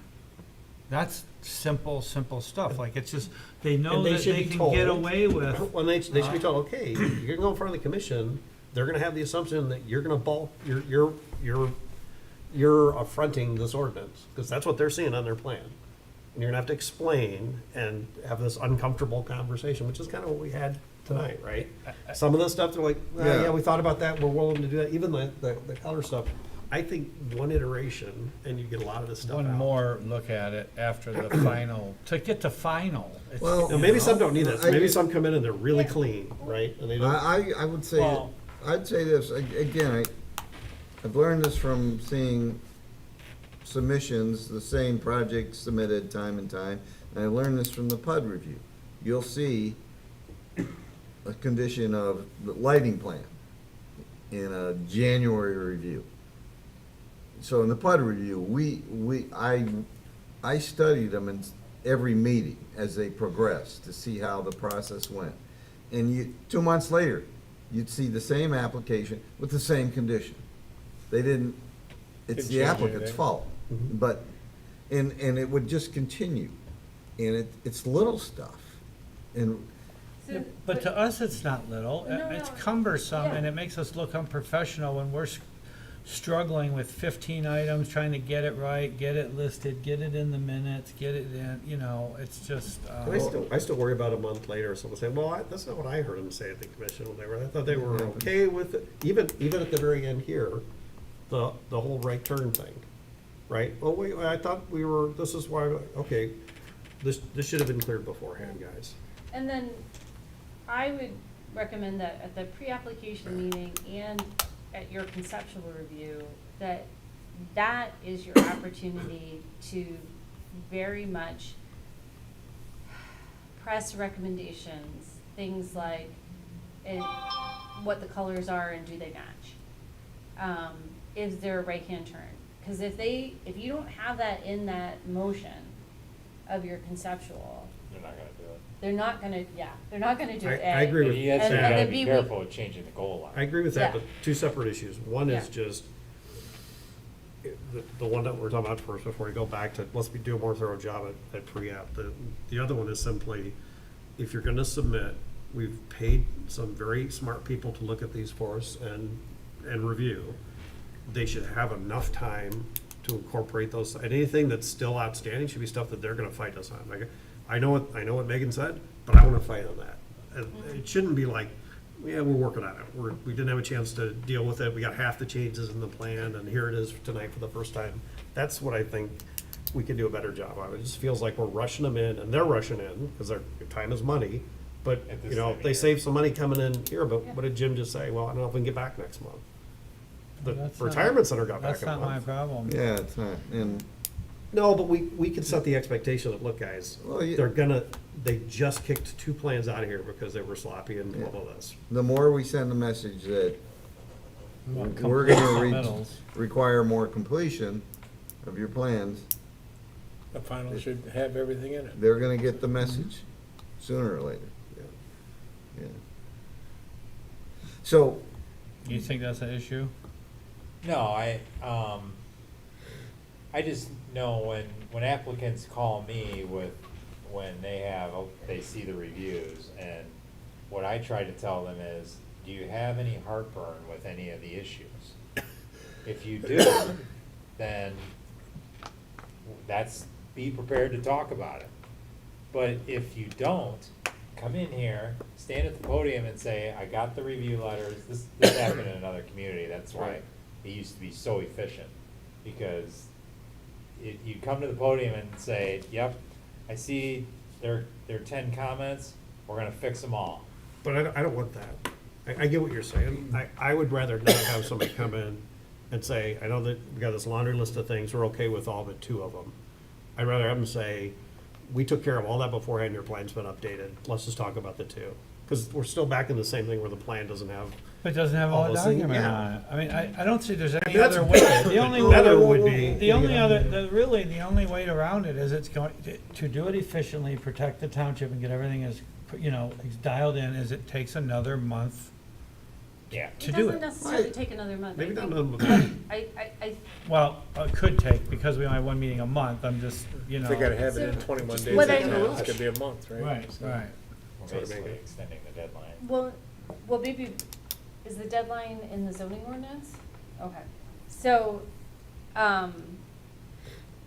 21 days does not necessarily give you. Doesn't give a flip around time. A flip around time. So, a lot of communities I work with either don't have that in the ordinance, and they have a policy, or it's 30 to 40 days. Because really what's needed is 2 weeks for consultants to turn around reviews, those reviews to get back to the applicant. If they can solve any of it, then It's a they can cleaner flip it review. around, and then we can get it back within a week. And also, there is space in the ordinance that if it is not complete, then it does not need to go on the next planning That's commission right. agenda. So there's only a few, there's a couple things to that. One is the previous commission a few years ago basically put in place a policy that if it's not clean, it's not coming. Perfect. And that was basically a policy that the commission decided on, and that's fine if you wanna go that direction. The other one was, and I just had it on the tip of my head of what we were talking about, but that was the policy. Extending the deadline, that's fine, we can do that. But you don't really need to, right, though? If you tell someone, the deadline's 21 days. Okay, but let me tell you, if you do it at 21 days, you may not have time to iterate off what we tell you. That's a bad plan. I suggest you get it in 30 to 45 days ahead of time, so we got a chance to iterate. But if you want to turn it in 21 days, that's fine. That's what's in the ordinance. And I always But we probably advise won't put you people on the that. agenda if there's any issues outstanding. Especially since we have a pre-app on, I encourage the veterinary to get it in early. Yeah. And they did, on their conceptual, it was in way early. Yeah. Like 60 days early. Well, it seems like the 21 days is for the clean application, not the half-ass application. And it's not, it doesn't have to be 100% clean, but No, if but it's you know- 95% clean. Yeah. No, but engineering and design things and things that do matter that we really want to see, that we do need to know about, those things got to be dialed in. Well, tell me if I'm right. Part of the problem, we have things that are pretty hard, pretty much, we don't have discretion on. We have things we have discretion on. And a lot of times, the applicant wants to get a read from the planning commission on what our feelings are. Will we allow 3 signs, or won't we? Or will we waive the parking lot trees, or won't we? And so there's gonna be things that we have to figure out. And part of the problem is, we are a new planning commission. And Brian doesn't even know what our flavor is yet. He's learning, and as he gets to know our flavor better, he will be able to guide the applicant better. So you gotta respect that there will be, Some items. yeah. But shouldn't those things come in at conceptual and pre-app, right? Like the signs? No, because That should come in at, I was at conceptual on the veterinary clinic, and I don't recall that they don't submit a lot of detail. No, not They- in conceptual. They don't, no, Signs oh, aren't wait a required. minute, I'm thinking they're pre-plan. not required. Oh, the pre-app. Pre-app, they don't, It's a and it, sketch. They're not required at conceptual, I agree. But if I were them, I'm like, I know I'm gonna be asking to violate Well, the ordinance. that's I the would, thing. that's where it should come up, like, don't spring it on us at final, guys. If you're gonna ask for a parapet that's higher, if you're gonna ask for, if you know you're gonna do that, If you know flush you're it gonna out want at- 3 Well, signs. and that's where I Or always you're gonna waste a encourage lot of money. people, because I know the flavor of how Carlisle does reviews, since I used to do them for so long, is the best advice I give people is, if you have the landscaping, give it to us. Because Yeah. at the conceptual, if you have the sign package. It may just be a square or a rectangle. We'll flush this stuff out at But, conceptual. but if you give it to us early, that gives them a chance to get a cursory review on it at conceptual, and for you to see it. And you get more out of the way at conceptual, so Yeah. then they, you know. It's a and big jump yes, from it costs conceptual to money. final. Yeah, it It's costs. a big jump. It Yeah. costs a lot of money to do a landscape plan early when you don't even have conceptual, but it doesn't hurt. But it's money you're gonna have to spend anyway. Well, or you take the extra weeks it takes to do the process, you know? Technically, a project that complicated should have had the review and then been on next month's agenda with it all cleaned up, you know? Yeah. And I'd agree. to a manageable amount of discussion. At the So- minimum, before final, It's not going. we should have had an idea of where you're gonna be looking for a variance or exception or, you know, some sort of special approval that we would normally get. That feels like a surprise at final that we shouldn't have to deal with. Well, and this one was even more unique because we had to send it to the board, Yeah. Well, you know, so. did we know that parapet was gonna exceed the height at No. conceptual? No, they changed it. No, they did changed the They design. changed the design. Okay. So I was aghast. So Brian, you had mentioned a couple of years ago, the commission had a policy that if it wasn't clean, it doesn't come. Yeah, and, you know, it could be, now, if it still had a couple items outstanding, yeah, we'd send it. You know, and if the applicant says, I paid my fees, put me on there, then I kinda have to. That's different. We usually know that. Yeah. Usually tell us that they're 'Cause forcing, I've had that forcing our in the hand. last year, I mean, there's been a petitioner, I won't mention their name, they're on tape, but they demanded to be on the commission meeting. The types of things we're talking about at final are not the things that I wanna spend time with at final. The final should be fine tuning. It should be Like, turnkey. everybody should be aware, Almost we like all know we're gonna understand. approve this, cause it's been through so much. We're still This is designing stuff Well- and changing stuff and at final. I think we're giving you the okay to go back to that old policy. Fine by me. Anybody? Fine by me. It I'm an old just- school it kinda protects guy. the- I like Happy to do clean. it. Yeah. It protects, help. it protects And it gives the you more township. credibility and authority, I think, when you send something back, like, I would need to make sure I've got you cleared off then, if I get the message straight. When I was making the comments about them paying you guys to do all the reviews and do all the changes over and over, coming out of their escrow, you could see on their faces that they could, they recognized the savings to do it themselves, you know what I'm saying? And then have it just one review, and I don't know how that money plays out, but it didn't, there wasn't angry faces like, what are you talking about? They were receptive. Engineering review takes the longest of all of this, Oh, yeah. because there'll be 6 revisions before we finally get the stamp of, okay, we can do a pre-con. I get that. And Brian, to get to that clean submission, if you need, we haven't had a P2 meeting in a couple months. No, because there's been nothing. If you need more, I mean, if we've already, if the planning commission has seen something for conceptual and they're going for final, but you're not happy yet and you need some feedback, do a P2 meeting. You okay with that, Sam? Or at least a pre-app meeting, Right. just for the. Whatever, subcommittee. yeah. All right, well. Okay, now I wanted to make a comment on, are we done on this? You On going? this, I'm done. This was good, though. We started this out on motions. Going back to what you said, state what part of your ordinance or master plan or everything it doesn't meet. Doesn't it also help to state the actual section? Oh, yeah, absolutely. Not just say, I don't like, if the lighting plan doesn't meet the ordinance. State the section number. And what it all does is it gives us a good defense. And Megan can even put that in her summary, you know, That section, helps. you know, Usually they are. I thought so. Oh, yeah, very Because I thorough, always did. very thorough. Yeah. Okay, Sam? you- I got a question. Where are we at with, the I'm cold with a cold. assessing of the North Dixie Highway is one question for you, and the other question before you answer it for you is, has our budget been released to us back again, or are we still under some scrutiny of how we spend our We're money? under scrutiny. We're still being held up on what we can do? And I owe the planning commission an apology. I apologize to the chair ahead of time. I had committed to giving you a cost estimate of that, but the township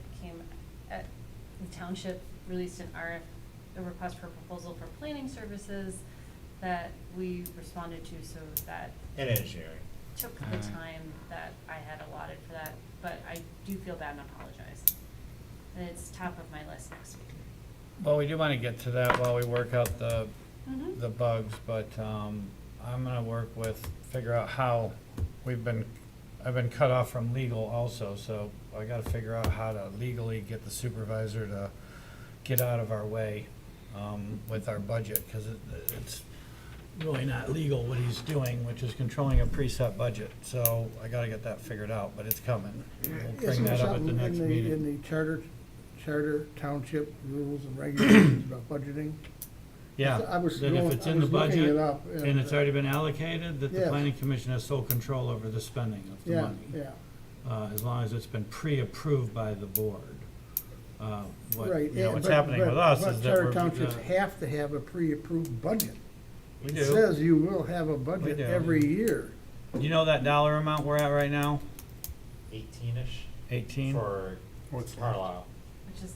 Yeah, for And- Carlisle, right. And 4 for engineering and 5 Right. for scanning. So that's what we're trying to, David, I don't know if we talked about since you've been on it, but that, we wanna set, we've got goals and objectives of the planning commission.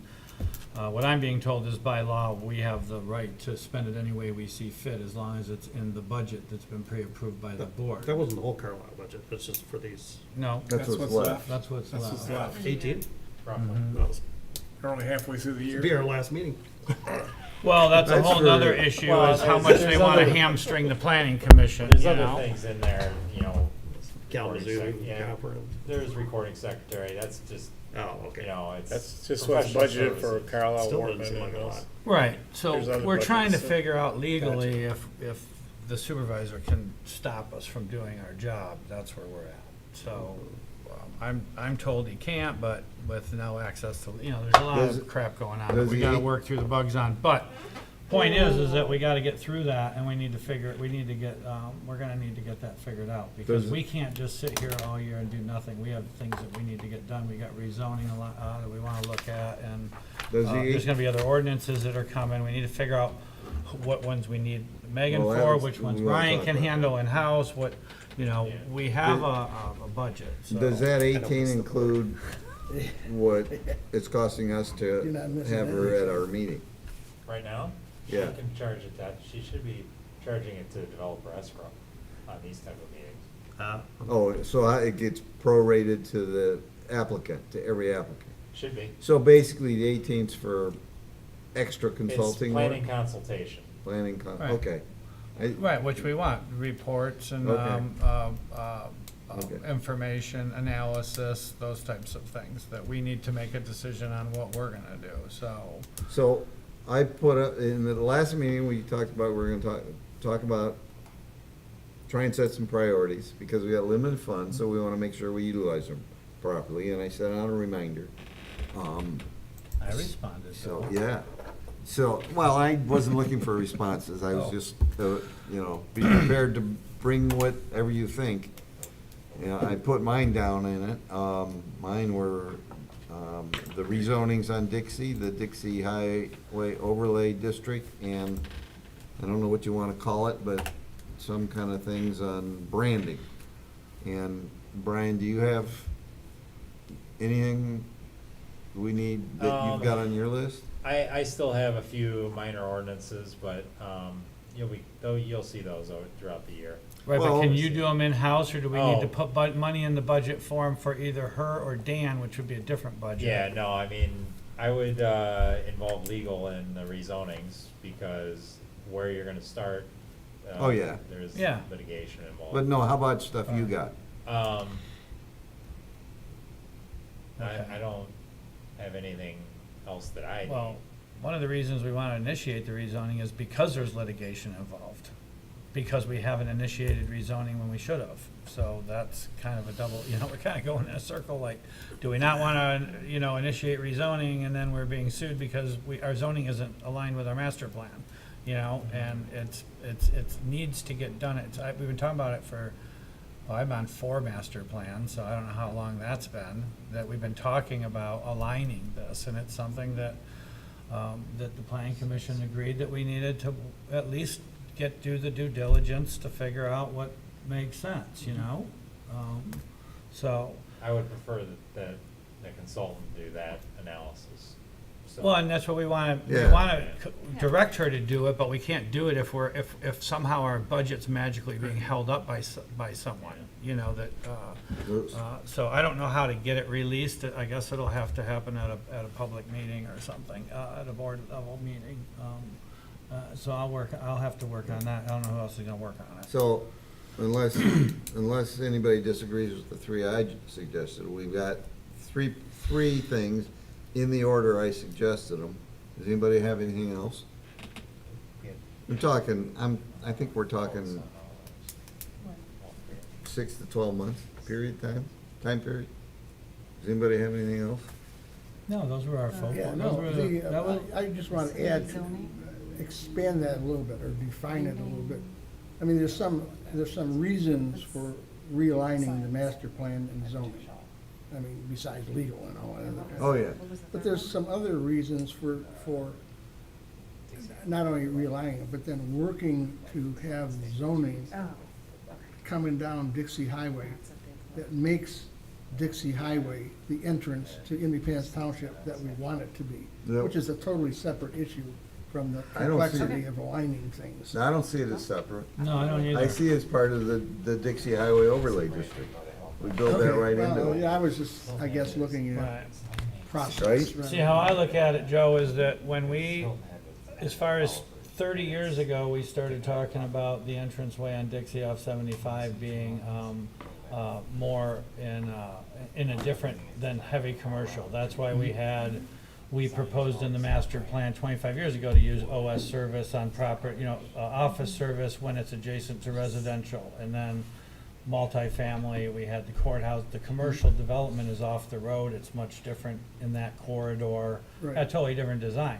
What the reason we're in a lawsuit, in my opinion, is because we never got around to it, and we've left these pockets of heavy zoning that are incompatible with our goals of preserving that part of the entranceway. Like, we don't want Dixie Highway and Big Lake Road to be fast food restaurants and gas stations. That's the nicest entranceway into our township, where it's all rural, all wooded, right. all, the buildings are built behind marshes and up around lakes, and, it's a very aesthetically different.